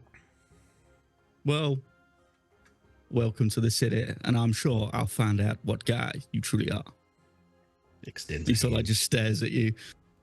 He just looks at your hand. Come on. All right. Gherkin is moving up to Bear too. Mr. Kane, let's why don't we go in now? Yes, let's do that. It's a little He points stuffy at out there. Gherkin. And where do you think you're going? With him. And she doesn't really make eye contact with him. Her eyes kind of drop down. He looks at Mr. you Kane. up and down. And he sort of takes a... Furbolg. You do not have a Accurate. medallion? And he points to the orc. Have you seen my friend? Huge gulp. Now we have look 2 over. options here. You sign the ledger, or you get one of these medallions like your friend has here. I'd prefer to just sign the ledger if that's all right with you. Well, walk your little furbolg feet back over there. Mr. Cole, if I may. No, you may not. Appreciate it. Has Gherkin moved? I'm doing exactly what he said. Yes, I'm starting to turn away. Okay. What's Bear doing at this point? I was just gonna ask a question. He's just like, Kim, Sure. and this is my close personal friend and confidant, and the one who keeps me alive. It would be very beneficial if they were able to enter with me, just for my own health's sake. They're nothing but a benefit to anyone, especially in this city. Well, all she has to do is give her name. Okay. And is there a specific reason for this ledger? Is it more sort of like a census type thing, or are we signing up for something? What's your name, sir? Me? You ask a lot of questions. Oh, I apologize for not introducing myself. My name is Bartholomew Fernbender. Pleasure to make your acquaintance. Well, Bartholomew, I'm sure I'll be seeing a lot more of you. I don't know how I feel about that, Mr. Cole. You have a you have a good one, and then just turns back to Gherkin and I tried. I'm sorry. And as you approach, they see the orc guy look at you like, yes? Name? Curry Thistle Tripper. We don't have ID cards, right? I mean, there's no way he knows. No, I mean, he's just No, like, yeah. looks at you like, what an odd name. And just like writes it down. Business? What's your business in the city? Sightseeing and work and work. Okay. Are we good? He's like, writes it in there, hands you a piece of paper. Thank you. And I zip away from him. Okay. So at this point, Bear and Gherkin, are you moving past the gate? Yeah. Absolutely. With the quickness. What's Tempest doing at this point? Have you watched that? As you watch this exchange? Tempest's got her piece of paper, so she can go in if she wants. Yeah. Not doing anything, not saying anything, just walking past. Yeah. I think I might just go. I'll take because obviously Klazog's now the only person who hasn't got access to the city. So it only cost me 3 gold to get in. Might not, either that or you can have a fight or give him a name or something. But I don't know how I feel about giving him a name out. Agreed. All right, then. I'll walk up to the record-keeping guy. Okay. Yes? I heard that I need to talk to you in order to get inside this here gate. Yes? Well, I'm talking, ain't I? Oh. Okay. What do you need? Name? Gerard, fist in your face. Right, sit down. Your business in the city? My business is my own, and he'll put 3 gold down on the man's ledger. You see a big clawed hand put his hand on the coins. I don't believe we've been introduced. I don't believe we have neither.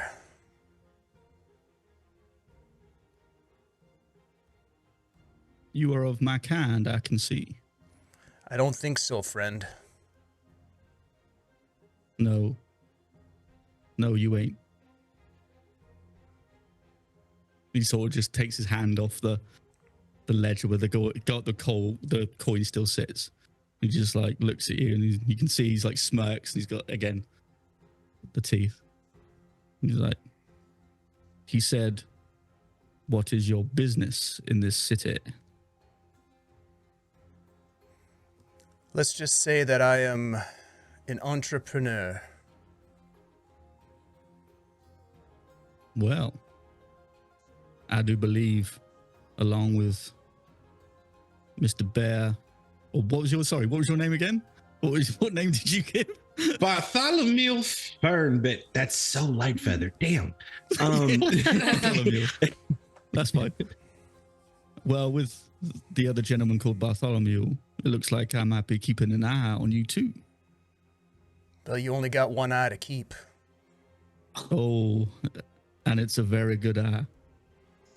I see lots of things. Is it true what they say about when you lose one of your senses, that the other senses become more attuned? Like, can you smell that disgusting odor? Oh, you trying to get a rise out of me?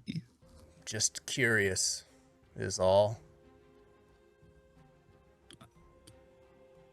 Do you want a medal too?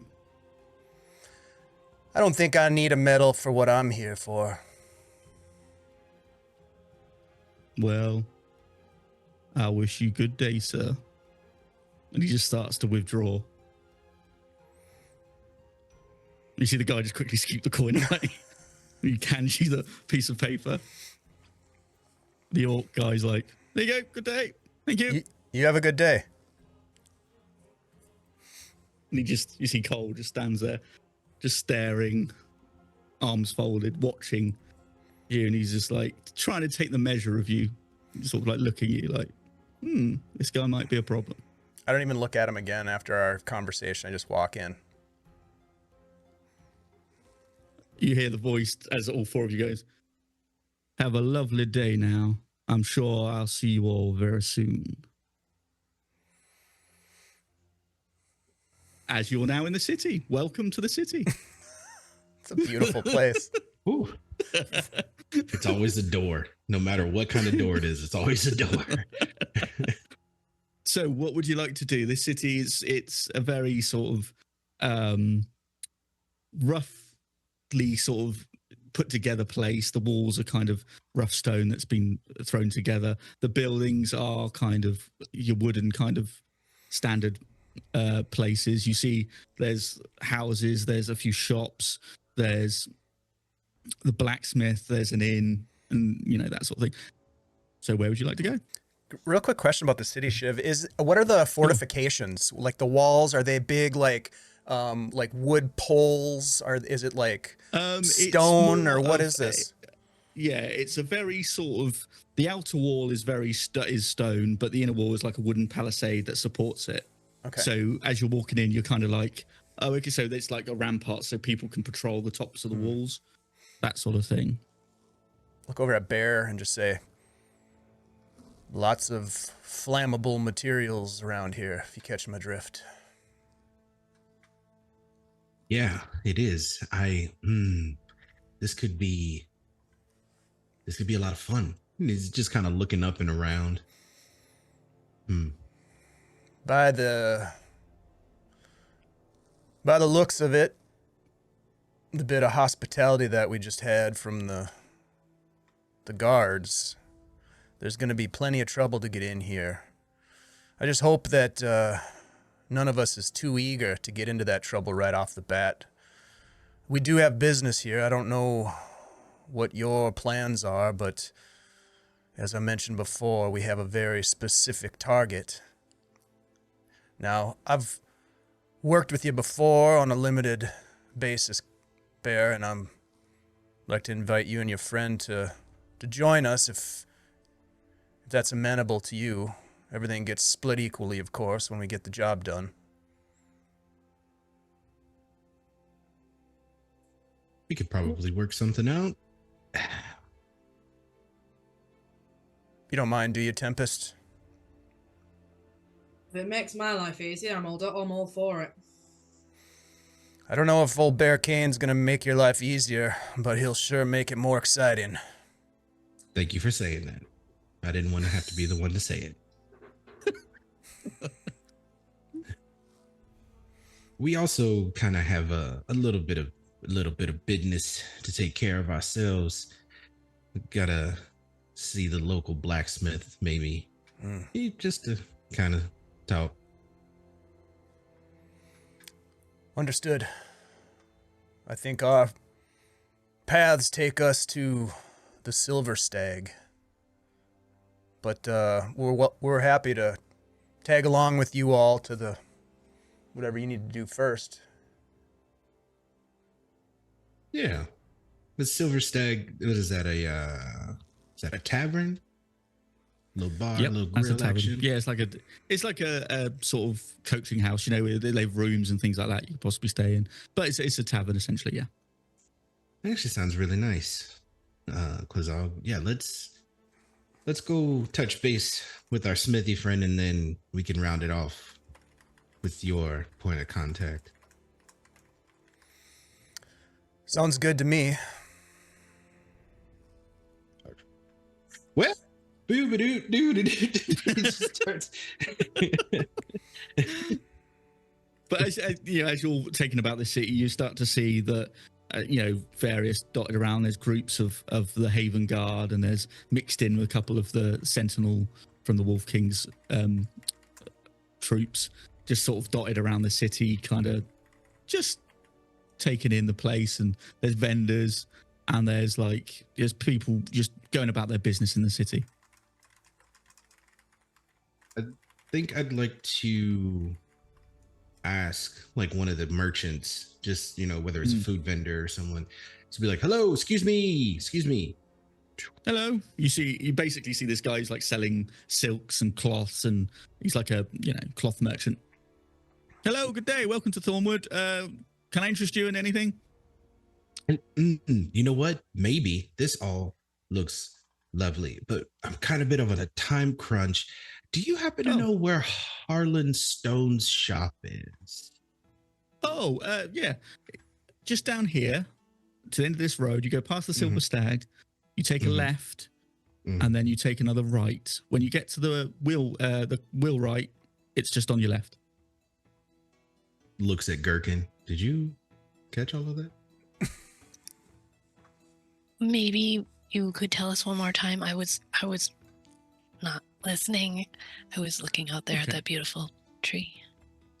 So you go down this here to the end where you see the Silver Stag. You take a left, you take a right, then you go and you get to the wheelwright at the end. It's on your left. Did you want me to draw it for you? No, we're good. We're good. Okay. Thank you. Can I interest you in any cloths? I do. There's a 2-for-1 deal. Oh my God, my oven's on. And just walks away. I have to go help him with his oven. The guy just starts pointing and goes, hey, this is a lie. So are you heading off down that way? So He really wants our business. It's a slow day. What's Klazog and Tempest up to? I'm assuming you two are you are heading off to the blacksmith. Are you following, or are you heading off doing your own thing? I think if we're following. But Following? Okay. Yeah.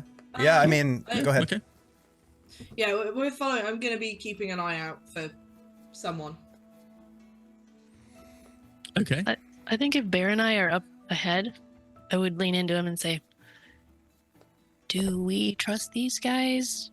Also, who's Rodney? Well,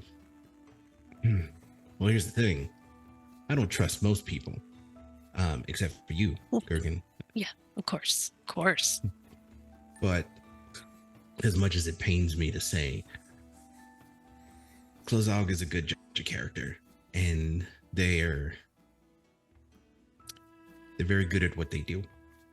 And so But those eyes.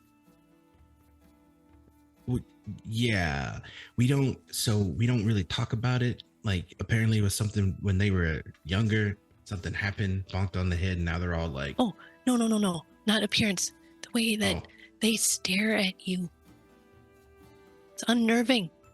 It's kind of the same thing. I don't know if Klazog picks up on social cues well.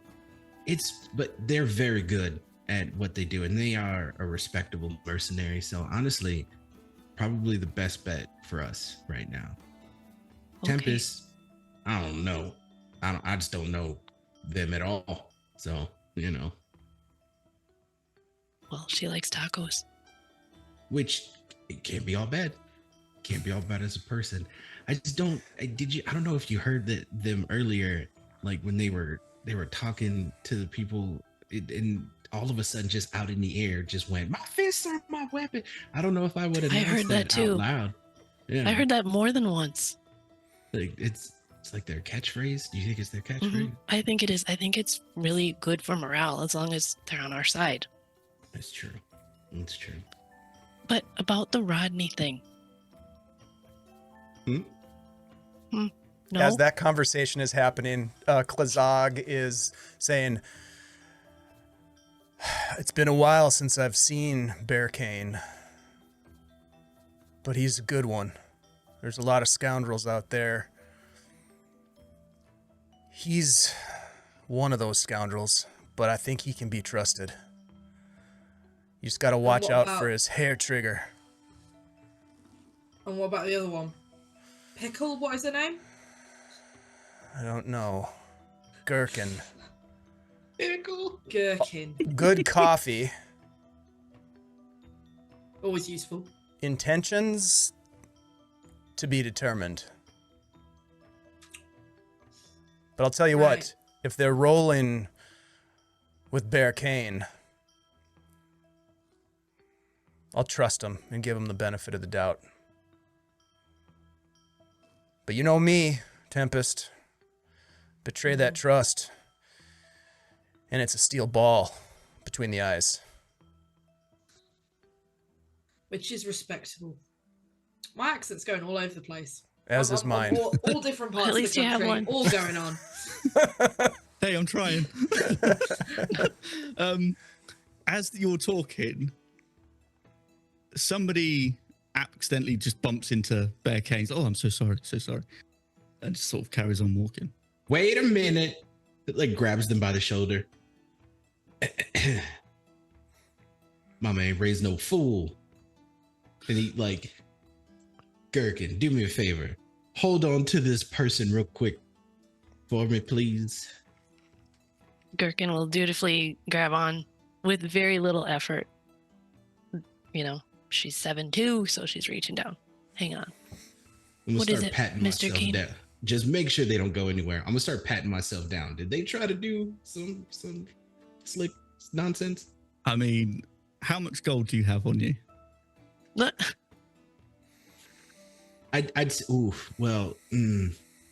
See, here's the thing. Am I modest or am I like it's a fantasy game?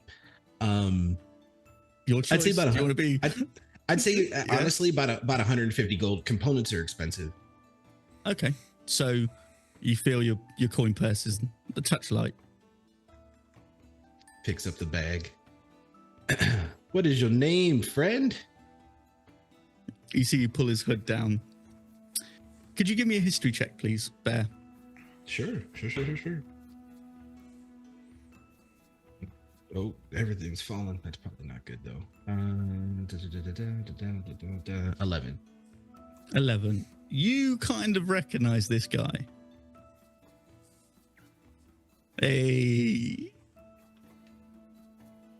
Fancy seeing you here. Hold on. a Mr. minute. Kane, you know this individual as well? Yeah, me and Bear go way back. This isn't. It's not Rodney though, because Rodney died. No. Yeah. Okay. This, gotcha. you know this person Spoiler. to be another. Is Yeah. We'll put a spoiler warning on the episode. Poor Rodney. You know this person to be another mercenary stroke bounty hunter called Augustus Stout. Oh God. Stout. Bear? I release Wow. him. No. Keep your hand right on. Oh, it looks like you guys are friends. Can Yeah. I do an insight check to see if like they're buddies or they're just like kind You of can like, do an insight hey, check. Yep. You can do an insight check. And Tempest, you recognize as this is the guy you saw putting coin down first of all. dirty 20. 30-20. Bear, are Animosity? these two friends? Say it again. Are these two friends? I sent you a message in Discord. Yeah, you did, and I'm just clarifying it real quick. Sorry, there's a lot of Yeah, bullshit. that's in fine. here. I'm definitely getting some that's cool. smoking aces vibes right now. Like, what is going on? He's like, Okay, got it. Fancy seeing you here. Stout. So, yeah. Actually, I'm very happy to see you here. I mean, what has it been? 5 years? 3 years? It's been 4 years, 9 months, 13 days, Stout, and I want my money. That was this guy. He knows how to keep a date. Wow. Stout, I want my Yeah. money. Hey, friend. If you didn't notice, I was the one taking money from you. And he sort of like pulls out his empty pockets. He's like, "Ugh, your friend Stout kind of is on hard times there." Okay, Stout. Yeah. This is what we're gonna do, friend. And then you can see like his eyes just become real like big, and he's got this huge smile. He's like, this is what we're gonna do, friend. You're either gonna give me my money and leave, or you won't have legs, and you'll have to explain to all of these fine people why their entire market is on fire. And he pulls out another bag, and he's just like, I'm more than happy to do it, Stout. I've already had one fight today. I mean, hey, listen, I will get you your money. It's tied into some things. Pulls out a match. I've got a big contract coming up, and oh boy, it's gonna put things right. Let me tell you. I'm on the up and up. Just, you got to give me a chance. You know, me and you. Bear's bros, gonna buds. feel a big hand on his shoulder from Klazog and just Whoa, say, fuck. maybe keep the bag for another day, Bear Kane. Whoa. What the fuck? Is this a shakedown? Is this what it's come to, Bear? Is this what you're gonna do? After all our years? Take it off. Everything. I mean, it's just, yeah, I mean, come on now. Let's think about this. Friction lights the match.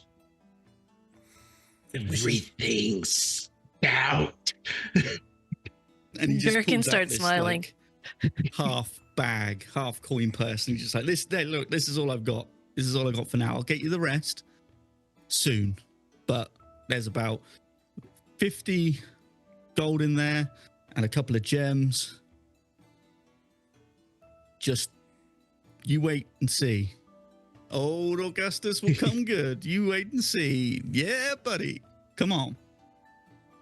Birkin, please take the bag from our friend here. I don't think I let go of his shoulder. So we've got like shoulders and being touched all around in the circle. I will grab the bag with my other hand and I'll put it into my Bear own goes- cloak. The bear Can goes, Klazog and Gherkin give me strength saving throws, please? Yes.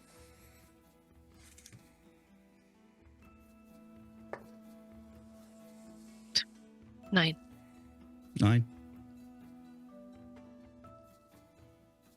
11. Not our As best work. you are like that, he just basically boom, gives you the slip, turns around, and he's bolted. but we have the bag. Yeah.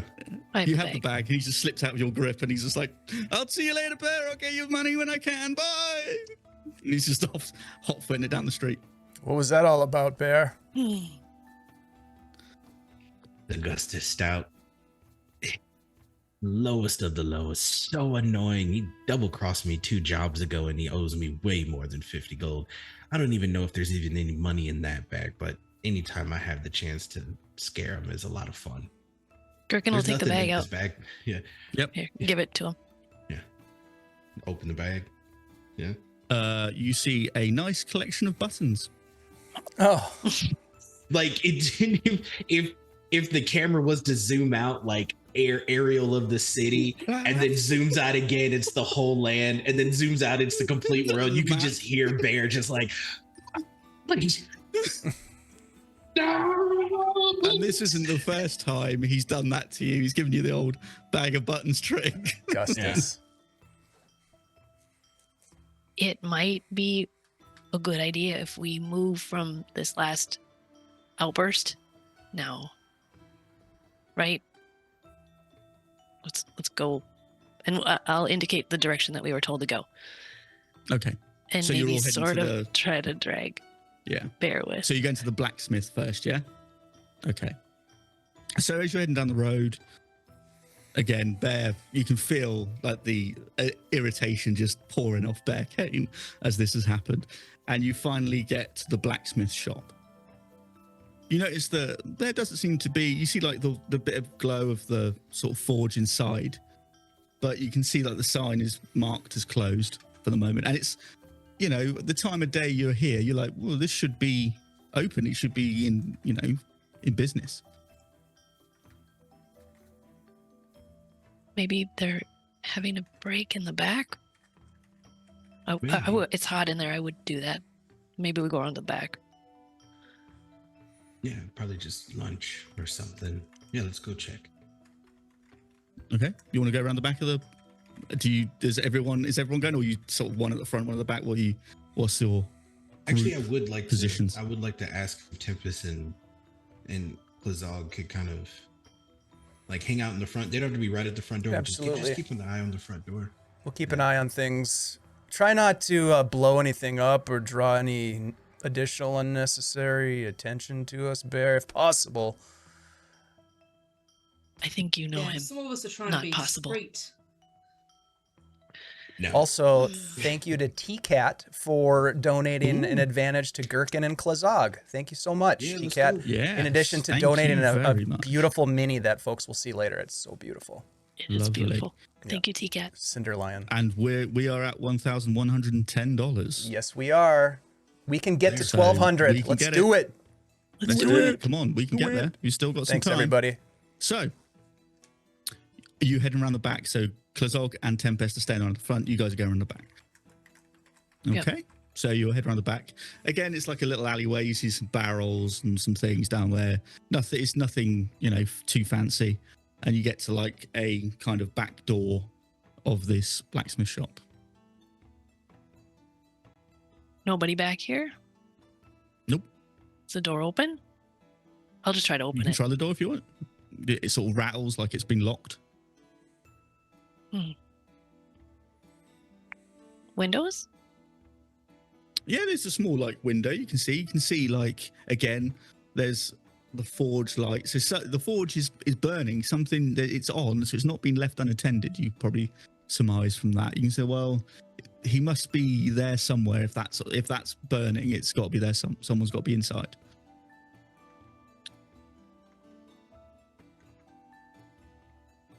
I mean, I don't want to. I could pick it, but I mean, I don't know if that's what we want to do here. I'm just gonna knock harder, just like really. Let's knock. Yeah, Yeah. harder. Okay, knock on the door. You hear a voice, like a sort of stuff being put down and a bit of a fuss being made. And you come on. And he's like, clink, clink, clink, clink, clink, clink. And, and as you see there, you see a rather sort of stocky dwarf, big beard that goes down into like a red ombre type coloring. He's very sort of like soot-covered face. He's got goggles on his head. What do you want? We're looking for Harlan Stone. Are you Mr. Stone? That'd be me. Okay, hold on. Why are you at my back door? The front door was locked and it said closed. Or did you knock? Admittedly, no. It seemed. Why are you locked up? It's the middle of the day? Because I'm doing other things. What's the Okay. questions? Okay, no, sorry. It's very, very not my business. Are you on your own? No. We have two Oh. others in front. Well, did you want to go around the front and instead of lurking in the alleyway here? That seems a bit suspicious. Yes. Sure. Yes, okay. All right. Well, maybe next time you just knock the front door. Fucking idiots. Clunk. Ouch. And you hear like at the Klazog and Tempest, you hear like the front door going clink, clink, clink, clink. You with the two Rude. around the back? The loud ones. Yeah. Yeah, the big guy and the silly girl. Yeah. Right, come on. Come in. And he waits for you guys to come back round and come in. He shuts the door again and locks it from the inside. Right. What do you want? Oh, Do you want something forged? Do you want something specially designed? Do you want something remade? What? No, you. I'm just gonna do this. And reach into his pocket, pulls out the stone. Mm-hmm. Nope.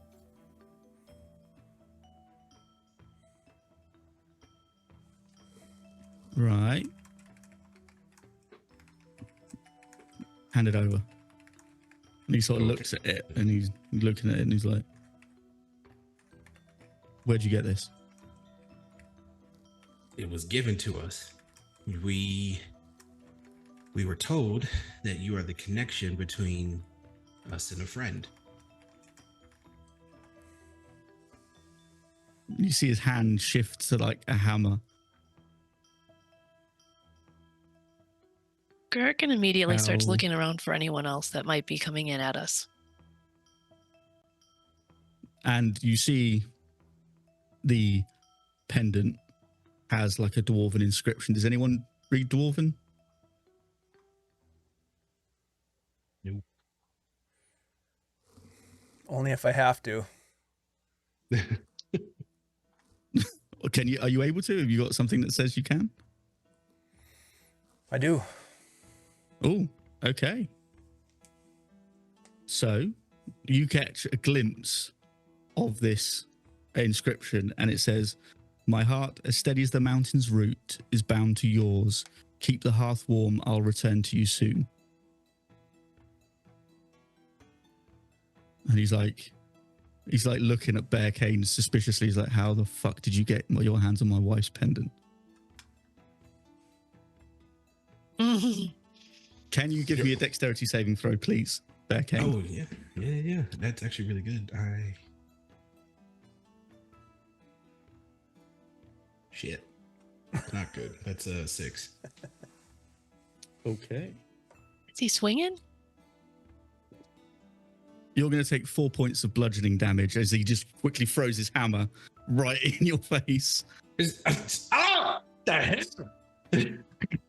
He's like, "Come on, you bastards! What do you want?" Gherkin's gonna He's like grab backing him. up against a. You're going to go for a grab? Yeah, I'm not gonna fight him. I'm just gonna hold him still so he doesn't hit my friend again. So you're going to. Okay. So go for strength, please. Strength check. And what's Klazog and Tempest doing as you watch this blacksmith just throw his hammer at Bear Kane and just back up quite quickly, looking a bit angry and suspicious? Ugh. I think 8. Tempest is probably gonna be more likely to actually jump in if needs be at this point. Okay. She's gonna see if Gherkin's able to grapple him. So basically, with it, what did you roll? An 8? An 8. Yeah. As you come towards me, he just basically stiff arms you in the face and just pushes you aside. Like, get the fuck away. Klazak just reaches out and sort of like does the hold your kids in the seat when you come to an abrupt stop to Tempest and just says, Whoa there. "Sounds like Bear probably deserved that. Let's just see how this plays out." Fair enough. He's like, "Stone, jeez, I didn't know that's your what. We're here to meet Caldor." I think I said that wrong. What? Yeah. Gee, that was my eye. God, is this how you... Yeah, we were told to come find you, show you the damn amulet, and you were supposed to connect us to Caldor. What is wrong with you? That was a little over the top, Mr. Stone. Well, I've had a few guards sniffing around here. My wife's been missing for several weeks now, so you would excuse me if I'm being a bit fucking suspicious. Is that okay with you? He's missing? Well, yeah. I mean, otherwise she'd be attached to the fucking pendant, Bright Spark. Some people have more than one pendant. I don't need names Well, my being wife called. doesn't. Didn't know that. I'm sorry. So what do you chuckle fucks want? What do you want? This guy. You're supposed to... I love Shiv's NPCs. They're so good. Jeez. Such assholes. You want to meet him? Yeah, that's what we were supposed to do. Fuck. Okay. All right. Well, I Do you- apologize for my hasty reaction. I'm a little on edge. Things have been weird. I didn't expect you to just turn up on my back door and hand me my wife's pendant. So, my bad. Do you need some coffee? No, I don't drink the stuff. It's like drinking dirty bog water. Make it feel better. Okay. Well, I have a question, Mr. Stone. Why, if this is Sure. your wife's pendant, why is this supposed to be like the thing? Where's your wife? Well, she was part of a, and he sort of looks around. Hang on, he goes into like draws like the curtains of his shop, and comes back and he's like, look, there's some stuff going on here. We're trying to build a resistance to what's going on, and she was part of it. I just supply stuff. She got too involved, and there was a shipment that was on the road, and she was supposed, her and another group was supposed to hijack it, and I haven't seen her since.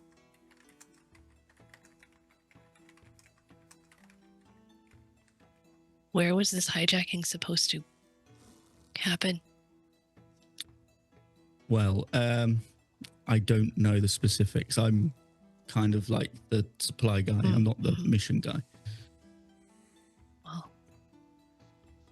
So, I mean, I can connect you to them if you want, but well, I don't know if he's a he, a she, or what. I don't know. I don't know what they look like apart from a mask. And they're very secretive and that. So it's going to take probably a day or two to get you connected. okay. How Not will we fucking know? spies, are you? No. No.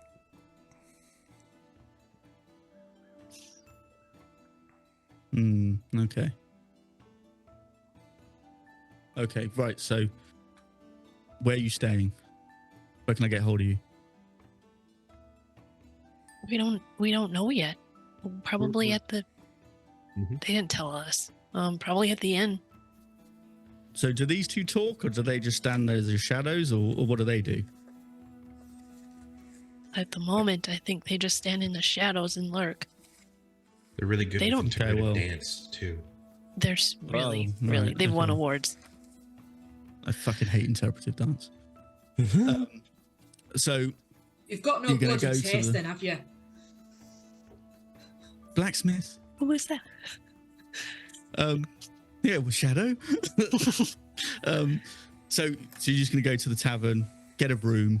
I'll meet you there probably the next day, and then I'll have some more information. Okay? Do you think you two Okay. could handle that? Waiting around at a tavern? I Yes. mean, yeah. Yes. You're not going to get lost or nothing, no? You're not going to wander off and see the sights of the city? I mean, no. have you done I this s- before? Is this I your see first Mr. time doing this sort of thing? What do you mean by this sort of thing? Are you challenging our metal in reference to? No, this is not the first. It is our first time doing something like this specifically. Figures, it figures. I mean, did you get into the city okay, or was that kind of a struggle too? Or... Oh, we got it fine. He pulls out the coin. Oh, got yourself. Well, I probably keep that hidden because people start seeing them flashed around. They're going to start trying to challenge you in the street. So, just a word of warning. We got in fine. We So- can handle this job. Don't worry about us. Okay. Well, Just await your all I'll word at say the is- tavern. yeah, that's fine. Just if you can find out maybe what happened to my wife, and we'll go from there. I think we can do that, right, Mr. Kane? Absolutely. I'll find out more about the shipment. I'll find out more that maybe, there's another one coming. I don't know. There's so many things going on in this place that there's so many, I don't know. He just starts walking over to the door. Right. Click, click, click. We done? Wait, but actually, I do have a question for you, Mr. Stone. Closes the door again. Yeah. I'm sorry. Have you worked with any type of apparatus or containment type deal to where you can harness liquid silver? I've tried something, but it didn't. It was a bit unstable. Why? I mean, unless unstable is what you're looking for, then I've probably got something for you. What do you have? Well, you do something for me, and then I'll do something for you, because that's kind of how this works. I could pay you. Like, it's not. I mean, fine. yeah, sure. That's kind of how these transactions work. Well, just here. Let's do this. And then he kind of looks at everyone else and he's like, "Could you all just, please?" I think your boss wants a moment. I think your boss wants a couple of minutes. I think Klazag is still outside, actually, on the out by the door. Oh, you're exactly okay. Yeah. That's Yeah. cool. Well, Gherkin will walk over as Tempest is inside. Yeah, think- yeah. should have. Yeah. I'll walk over to her and just kind of like give you the share my cup gesture. And face away from them, the transaction. Tempest on a bit of the coffee. See what the fuss is about. But it's pretty good. Pretty good stuff. Fucking good Mhm. coffee. Fucking great. It's that rich, different blend. Gherkin's doing it herself. There's a hint of something you can't pinpoint yet. Thanks. That's alcohol, ladies and gentlemen. That's the alcohol. So, what's Bear's thing? What's he asking? So Bear, Mr. like, Stone. now that he feels that like everybody's kind of away, and he looks at Mr. Stone, he goes, "Excuse me for one moment." What the fuck? So, and then he kind of like just do this w- every he- time? he grazes right over it. Like he brings no attention to it. And he's like, so, and then he talks to him Okay. about it. Basically Yeah. what he's looking for is just like a small containment thing that has smaller little containment things of liquid silver that he can put inside of a ballista. Oh, okay. Yeah, he's like, okay, yeah, I think I could knock something up like that. Yeah, I think I could do something. Okay. You work on that. We'll work on this, and then we'll reconvene when we can. How does that sound? That sounds good. Okay, so we'll talk about price when I come and meet you at the tavern. Okay. Sure. Absolutely. Hey, listen, sorry about the just reaction. Oh, it's fine. Honestly, it's probably won't be the last time today it happens. Oh, okay, sure. He just sort of opens the door. Is like, well, enjoy the city, I suppose. As they walk out, I think Klazag would see Bearcane and be just kind of get up from his sort of leaning against the wall position and look over. Did you get what you needed? Yeah, we did. Is Little bit of there information, a little bit of business. anything that you'd care to mention that would be of import to myself and Tempest, or? Not yet, but when I find out, you all will be there too. So it's a waiting game. We made first contact. Fair. Well, we've got a bit of a contact that we need to make as well at the Silver Stag. Isn't that right, Tempest? Aye. Okay. You're gonna head over to the Silver Stag now. As we leave the Yeah. blacksmith, Bear will feel a hand around his neck, like around the back. Just no, the back around the neck, around the back, and I'm gonna cast a Cure Wounds on him. For Oh, 5. Oh, sorry, for 13. Everything you just took is back.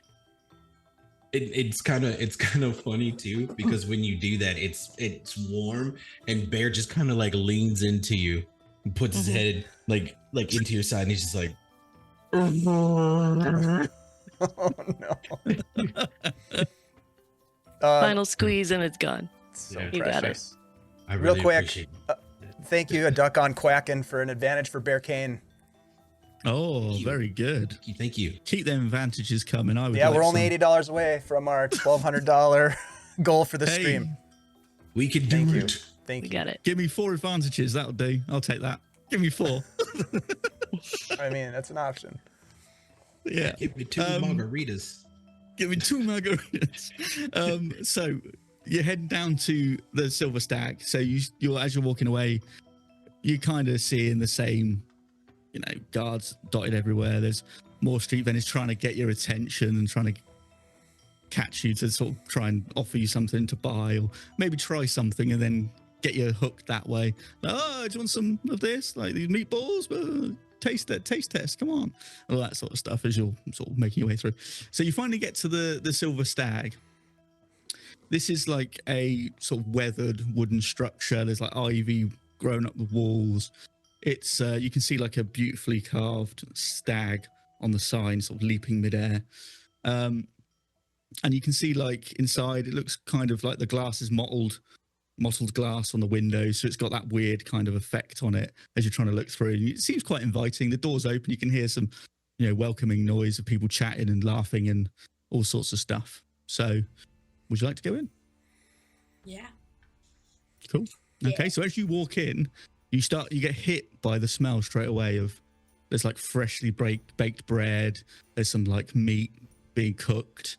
You're getting this sort of aged ale smell, the stale ale that comes. But there's like a burning sort of, the fire that's in there makes it nice, warm and inviting. But there's like a sort of sweet wood smell from it as you enter the place. You see like the place is kind of fairly packed as people are like just swilling their drinks and chatting and laughing. And, can everyone make some perception checks for me, please?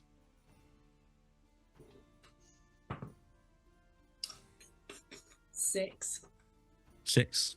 Terrible. Terrible. 16. 16. 17. 17. 22. 22. So you three, you're seeing there's some guards in here.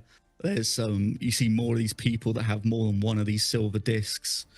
You see there's a really tall figure at the back you can't quite see, but looks very sort of feline-ish, maybe lioning, possibly, at the back, just sort of chatting away to a little group and keeping to himself.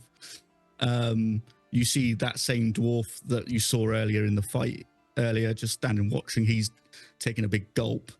Yeah, as you enter this place. And you kind of see Bear, a figure, clock you and dart away. And you probably suspect this is your buddy Stout again. He's like, oh shit, he's found me. And he was on the top rung at top of the tavern. And he's just like looked over, gone, oh fuck, as you caught his eye. And you probably think by now he's gone. Damn it. Ow. I'm going to just kind of So, swing yes, an welcome arm to the gently Silver. and kind of smack Bear kind of in the chest and just be like, keep an eye on those guards if they should get too interested in our presence. And that dwarven fellow there with all the bling seems to be showing up wherever we happen to be. Just take note. Can do. Let's see if I can't find our contact. And then he's going to turn directly to Tempest. Who are we supposed to meet again here? Was it Mara?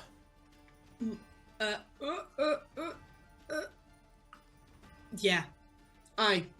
Mara Silverleaf That's right. is who we're meeting.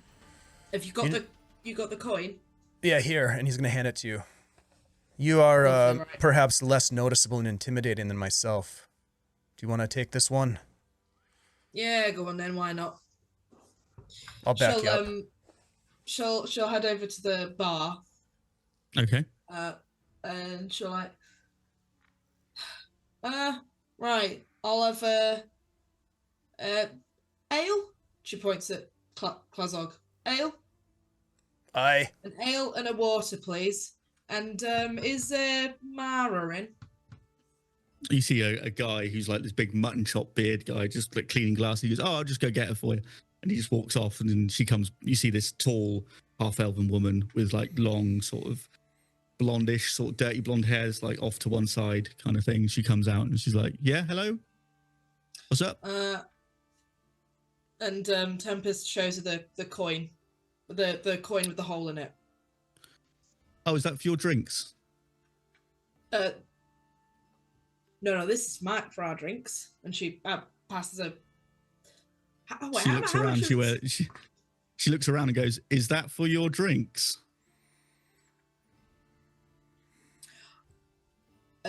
Oh, right. Yes. Thank go. you. And she puts her hand on and takes the coin. And yeah, she goes, "Okay, yeah, if you just go sit over there." And she points at a table in the corner. She's like, "I'll bring your drinks over." Right. She's like, gives you like a Thanks. nod. And Tempest will leave like some silver just on the bar as well. Okay. Yeah. She's like, puts it in like, there's like a little box at the front for like charity. And she just chucks it in there. And she goes off to get your drinks. So are you'll weave your way to this table, yeah? Mm-hmm. Yeah, well, I'll head over. I will With, join her. Kozog. Okay.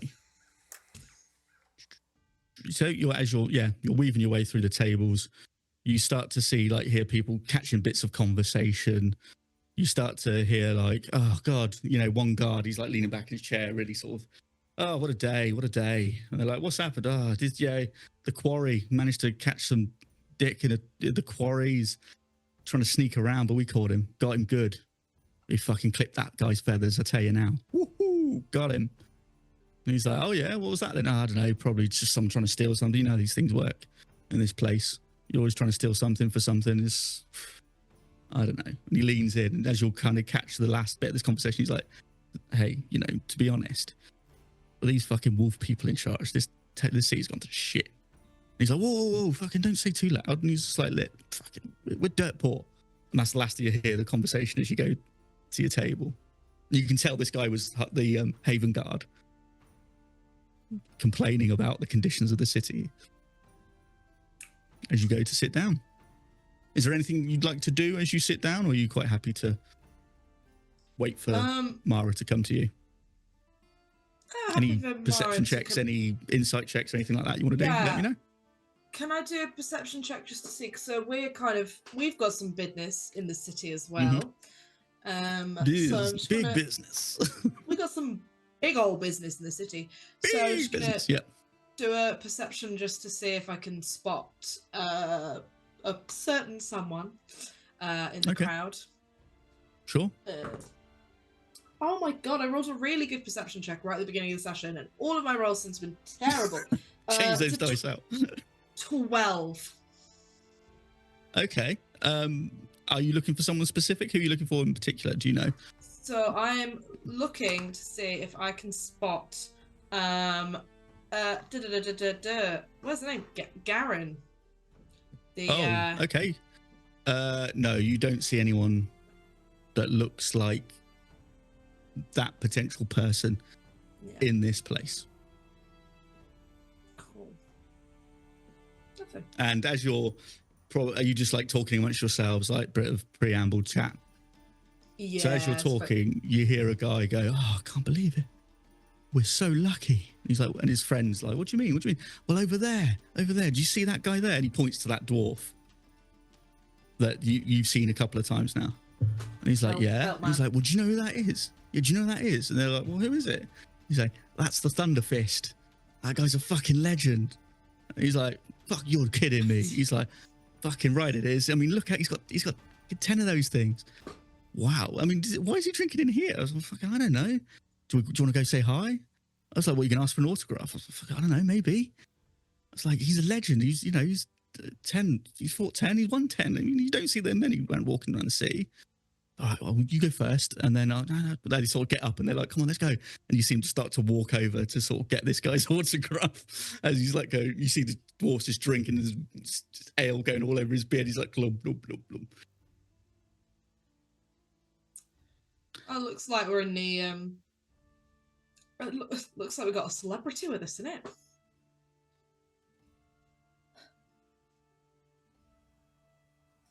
And at this moment, you see Mara come over with a tray full of drinks, and she sets them down. And she sort of sits down at the table with you guys. "Well, welcome to the Silver Stag. How are you enjoying the city so far?" It's fantastic. Yeah, Cool. It's interesting, lively. Okay. Look, Mara, we are here on business. You know why we're here, I presume. We've I do. provided our credentials. What do you have Indeed. for us? Well, What says Mr. Fallow? well, he's ready to meet you guys. That's for sure. I should hope He's- so. he's We've traveled heard. a long way. He's heard you're here. He knows you're in the city, and I can make sure that you see him today. This is good. Are you? This is very are you good. ready to see him today? Indeed we are. Are we not? Okay. Tempest? No time like the present. Yes. Okay. Right. Okay. There's a few Haven Guard knocking around, so we could better keep our voices down. So, from what I understand, the target has left the keep about 3 days ago, and he's en route 2. here. Lovely. So, I mean, obviously, Mr. Fallow will fill you in more information, but I was told to tell you that he's on the move. Well, then we don't have Should much take about- time to waste, do we? No. Probably got a day and a half, but we've set some obstacles on the road that slow him down, buy you a bit more time to get your things in place. But you tell us when you're ready to go, and we'll make sure he's in this right spot at the right time. Once we have the information from Fallow, it won't take long. We have, Okay. let's just say, added some capabilities to our team as of late. Perfect. Okay.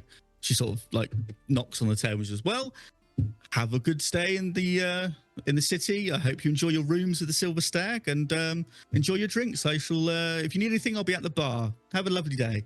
And she gets up and does like the hostess thing and starts to walk away after she's delivered her little bit of information to you. Well, what do you That think, doesn't Tempest? Leave us with much. Oh, sorry. What do you think? It's going to be easier if we. I think it might be easier if we go to him rather than wait until he gets here. Out in the road, be a bit more discreet, a bit more quiet, less people to worry about seeing. It's possible. I'd like to get more information from Fallow. Yeah. So Agreed. Sounds like they may have a predetermined location for what we've come here to do. If that's the case, we should take the time we have to suss out any potential roadblocks, any dangers. Yeah. Make up a plan of action. Yes. okay. And I dare say we should also keep an eye on our 2 companions. Yeah, I'm slightly concerned about covers being blown. You know. They have all the right intentions and the capabilities to wreak utter havoc. We should find a way to use that to our advantage. Oh yeah, Bear that'll be throws, useful. Bear throws a firecracker on the floor. Jesus Christ. And you definitely trust this one, do you?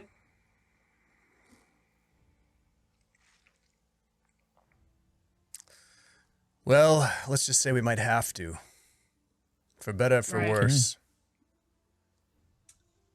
So Well, if, as you're, oh sorry, go on. Were you gonna say something else? I was gonna say, well, if you trust him, then yeah, I'm happy for him to come with. So as you continue to chat and drink, are you keeping an eye on anyone in particular in the bar, or are you just kind of keeping to yourselves at this moment in time? Just kind of keeping to ourselves at the moment. Maybe just Okay. Cool. keeping an eye on maybe Bear and Gherkin, just to in case, because they seem to be attracting trouble. So just keeping an eye on those two and making sure nothing no bar fights Sure. happen. Shiv, Sure. for clarification, what did Mara tell us to do? Are we waiting for Fallow to arrive, or were we supposed to meet him somewhere? I She's going didn't to catch connect that. you to him. Yeah, she's basically going to be like, she said, like, as soon he knew you were in the city. Mm-hmm. She's now trying to relay the information back that you're here, so they can arrange a meeting place for you to catch up. And we have rooms here at the inn. Yeah. Fallow's going to fill us So she's- in on the situation with our target, who Yeah. is en route to the city currently. Yes. Okay. Yes. So about 10 minutes go by, and you see the guy that you met at the beginning with the handlebar mustache comes over. He puts like stew down, like you didn't order. He's like, there you go, as you ordered. Thank you very much. And then he just like takes the tray away, and as he goes to walk away, Klazog, you notice there's a slip of paper under your bowl. I will discreetly slide it towards me and then take a look at it. And it basically says, finish your meal, meet you round the back of the tavern. There is a tunnel that will take you to Fallow's shop. I'll just slide it over to 10 minutes. Tempest. She reads it and she'll look at Klazog and she'll just nod. And gonna start eating the Okay. stew. I was gonna take my stew and just dump it out on the floor and then set the empty bowl on the table. Okay. And what are you two doing, Gherkin and Bearcane? Are we at the same table? I don't think so. Do you want to No. do? You can be No. like, next door. No, you are over like doing fireworks and stuff. We are having Yeah. like a clandestine Clandestine. meetup. Yeah. Different areas of the bar. Yeah. I think Gherkin is using her powers of observation just to watch these other two Blow that the are couple apparently straight away. trying to Yeah. stay away from the distraction that is Bearcane. Not stay away, Okay. just mentally stay Cool. away. That's We're sitting fine. at the same table. You basically see the two guys that earlier were like fanboying over the fighter guy come back like, yeah, we got his autograph. I can't believe it. Fucking come on. One day I want to be just like him. And he's like, yeah, but you're 37. He's like, shut up. All right. Just fucking, when I grow up, I want to be like, it's like, yeah, but you're 37. You got a wife. Just You already fucking grown shut up. All right. Oh, what a wet Yeah, give me blanket. that autograph. And they just like walk off. You finished your stews. Are you heading out? Because Yeah, I think we would gesture. Yeah, we Mara. would gesture towards Bear and Gherkin like it's time, and we'll walk out past them without like talking to them, but giving them the signal like Yeah. follow us. Okay. Yep. Okay. So you all head outside. You head round the back of the tavern as you instructed. Again, the same handle bar mustache man opens like what looks like doors to a cellar. And he's just like, look, go down there. There's a couple of barrels. You push on the side, and there's a tunnel straight to the fallow shop. I'm gonna look at him real close, and I'm gonna say, if there's any sort of double cross in this, I'm good at recognizing faces. Oh, okay. I've just worked at the bar. I've just been. That's fine. You've been warned, and he'll go down into the cellar. You see the guy sort of doors like shake a little bit as he's visibly shaken by your threat. Just like, oh fucking hell! Just come to open some doors. Where's the doorman, man? Yeah, he's a doorman. He's like, whoa, buddy. I love He's got that his like response. jacket. The I door. love- he's like, okay. Whoa. Having heard Klazog say this, Klazog, yeah. as Tempest walked past, she just kind of looks at him, just like, Whoa. and carries on. Yes. When I walk He's by, I fine. just tap him gently on the shoulder and say, "It's gonna be all right." Okay. When I walk by, I hand no, him a lit like- firecracker. I go, happy birthday. Oh no. He basically just feels totally terrorized as he shuts the doors behind you. He's like, fucking hell, what are these guys? So as you head down, you head towards the end of the corridor to the cellar. You find the barrels. You push them aside. You see like a secret entrance and you pull it behind you. You follow all the way until you reach another set of doors. And as you open them up suspiciously, well, not suspiciously, obviously they have been unlocked for you. So as you walk in, you find yourself in like a storeroom. And you see like a door open from up top, and you see a rather well-built man in sort of studded leather armor and scarred up face walk down. And he's like, you must be the group that Mara sent? That's right. Right. Mr. Fallow's waiting. Follow me. As you follow him up to a very dark and sort of candlelit room. Very sort of strange, sort of like there's bookcases full of strange books. There's like stuff in jars. It's a very like curiosity shop as you're being led through. And you get led to like a little office. And as you walk in, you see this rather large, very visibly obese man who's like very sort of, looks like a big toad, just sort of sat in the chair. Do we know this guy by reputation? This is Mordrin Fallow, who is the kind of shadow broker of this kind of area. And you see it's there. He's like finishing whatever he's eating. He's like licking his fingers. It's like a big plate of like chicken bones nearby. Ahem. Ahem. Fallow, I see you presume. made it. Indeed. Please take a seat. So, you are the group I've hired. Correct. Introductions. My name is Mordred Fallow. And you are? I'm Klazog. This is Tempest, Gherkin, and Bearcane. Marvelous. Absolutely marvelous. Okay, so you know why you're here, yes? Partially, but if you don't mind spelling it out in great detail for us, that would be wonderful. Perfect, I will indeed. You have been hired to remove a problem for this city. Something of, shall we say, an assassination, to put it bluntly.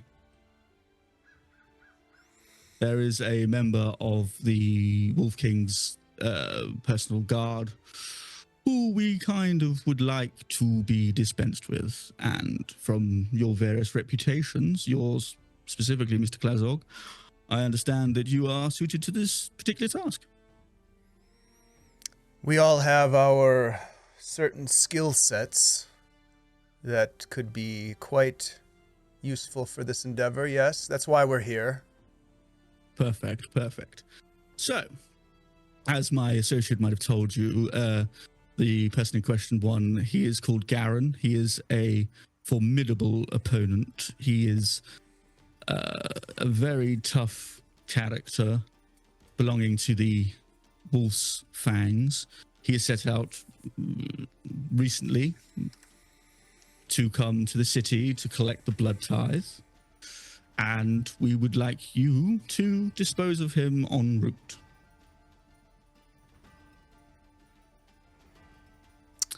Very well. Has with him, he will be escorted. This has not been an easy task.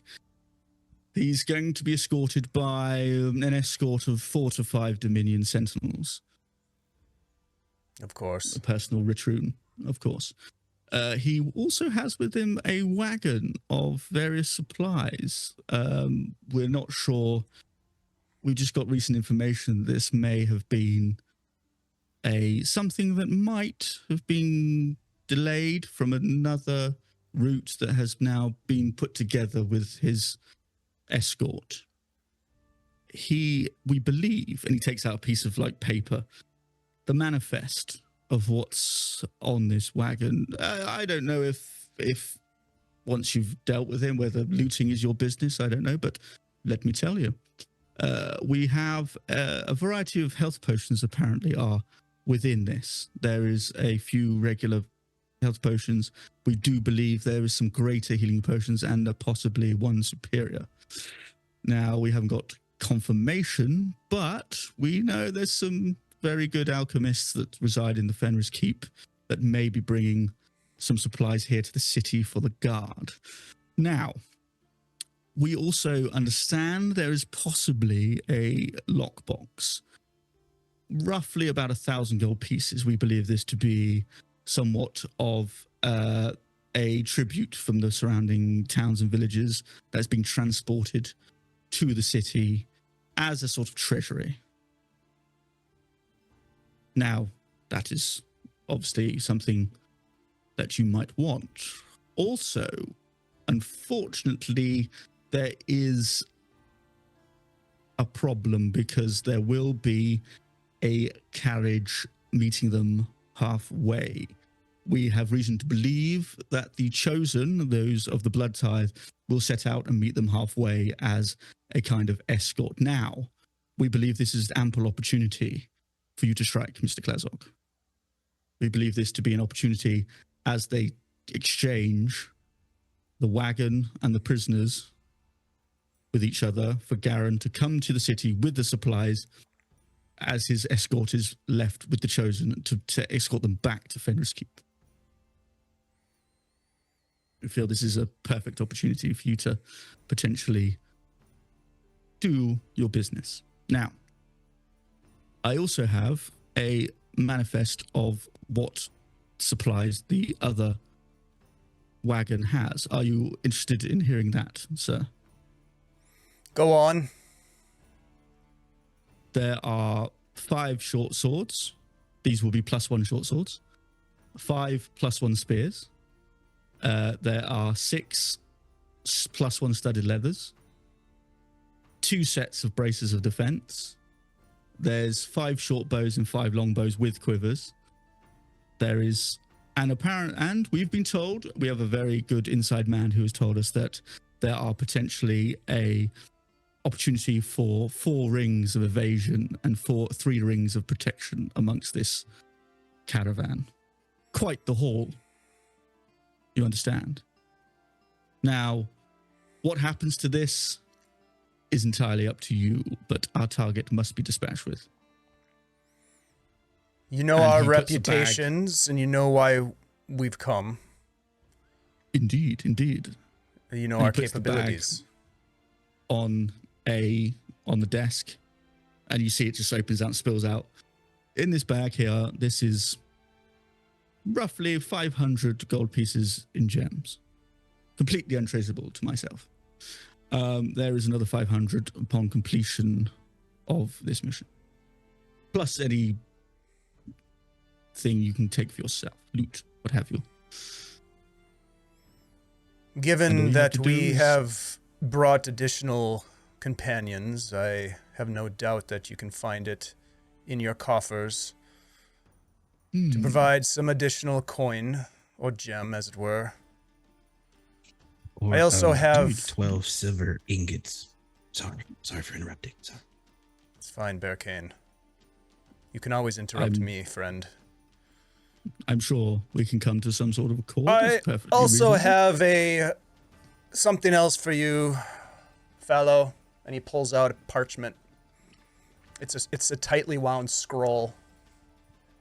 He just sets it on the table in front of himself.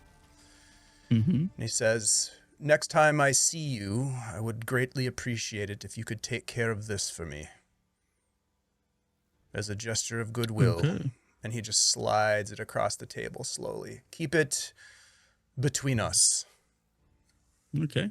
You see his like greasy fat fingers just grab it and pull it back in. Indeed, indeed. I'm sure I can help you with that indeed. So, do we have an accord? Are you willing to take up the contract? If we weren't willing, we wouldn't be here. Well, it will be fraught with danger, but I believe you are the group for the task. So, my associate here will lead you back the way you came. Plan, you have about a day and a half. Good luck. Good day. And he sort of sits back with his hands on his like big belly. As the chair sort of creaks under him. and the guy just leads you out. And I think that would be a good opportunity to end the episode there. Hey, fuck yeah. Sweet. We have a mission. We have a mission. Should you choose to accept it? I think we He did. starts to smoke. We have an accord. Imagine if we didn't. Imagine if we just said nah. Ah, fuck Yeah, it. it'd be like, Right. well, this is Like, slightly awkward. Well, thanks for joining in, everyone. Yeah, there we go. It was a one shot after all. No, Yep. we'll Yeah. be back. We'll be back next week for part 2, and the week after that, and we'll keep playing this as long as we can because we like playing this game with each other, and we like all the great people that hang out with us in the chat. Thank you all for being here. Thank you for helping us move the needle on our fundraising effort. We are closing in on halfway to our goal of 2,500 for raising money for World Central Kitchen, and we appreciate your support. Whether you can donate or also help spread the word, I'll drop the link in the chat here for folks to take a look at, and you can share that with your social networks. That would be fantastic. So, Shiv, thank you very much for guiding us into this next part of the Whisperwood story. It's fantastic. Very Thank excited. you very much. Thank These you. I hope characters you all are enjoyed it. as amazing as I anticipated that they would be. Knowing this group, lots of shenanigans to happen Amazing. next for sure. Amazing. I Yes. don't Yeah. know. Amusing. Yes. Amusing, yes. Let's go around the virtual table here and do some outros. If you don't mind, Shelly, let's start with you. Right on. Heyo, friends. This is Shelly, also known as Flea Monkey, also known as Hey, it's Flea Monkey on Threads and Instagram. I play games on this channel, so you'll see me around here and there, but most excitingly, I'll be back here next Saturday for part 2. I love it. I love we're doing another run in the Whisperwoods. Thank you, Shiv. Yeah. Thank you. Let's go to Ian next. Hey, everybody. I'm Ian, or your boy Big on all socials. Yeah, and I play Bear Kane. Of course, I'll be here next Saturday to cause a stir for everyone else trying to get to a goal. That's where I've aligned myself, and I love it. But yeah, if you just want to see what I'm doing next, just follow me on any social media, and you'll see what I'm getting into. So, All right, thank you, Ian. Let's go to Tony next. Hi, I'm Tony. I've been Tony. I'm always Tony. And you can follow me on Twitter, Instagram, TikTok as well. You can also find me on the Roll the Damn Dice YouTube channel. I think since last time we were all here, I DM'd a thing and the mini campaign, and it's all on YouTube, Roll the Damn Dice YouTube channel. It's very good, not being biased, so check that out. No, You can I've also watched catch it. It me- was very good. You did a very good job. I want to see more. Awesome. Gotta go check it out. And you can also find me on Thursdays for Homebrew Havoc on Ampersand D20 Twitch channel. And of course, you will inevitably see me here again next week if I'm allowed back. And Yes, please. Yes, we need you as Which- full Yeah. parts. And how? very excited Please. to be back. So, yay. We're glad to have you, Tony. Thank you for being here. And last but not least, let's jump over to Shiv. Hello. Yes, I am Shiv. I have been your master of ceremonies for this evening. Well, I hope you've enjoyed it. Yes, you can find me everywhere at IOShiv on all the social medias. And yeah, catch me in the Discord at the Guild Superior. Catch me everywhere else. Come say hi. See what else I'm doing. Love it. Go for it. Do it. Do the damn thing. Thank you so much, Shiv, for doing this. The Whisperwood trilogy has been fantastic, and so I'm excited to see where this one takes us. A couple of quick announcements before we raid. We're going to raid into Lord Gazumba here in just a second, but I want to let people know that we will be back actually later this afternoon playing Tales from the Loop with Alan Henry and friends. So that starts at 5 p.m. Central. Please come and join us for that adventure. It's been absolutely fantastic. If you've caught any of it, you know what I'm talking about. Great story happening there. So also part of the World Central Kitchen fundraiser, which we will be continuing to support through the 10th. So if you can help us in any way by raising awareness and or donating, please do. And we will be back to play more games later today. We'll be here on Tuesday to wrap up the Outlaws of Greyhawk mini campaigns. We've got our finale coming up for that. And then on Thursday, I'll be running a special Pirate Borg one-shot. And then we'll be back here for another round of Whisperwood and Tales from the Loop. So there's a lot of games on our channel, over on Folk and Myth and on Phoenixy Wacky, all in support of this World Central Kitchen fundraiser. We appreciate your help and assistance with that, and we will see you in a couple of hours. We'll see ya. Thanks, guys. Stinger.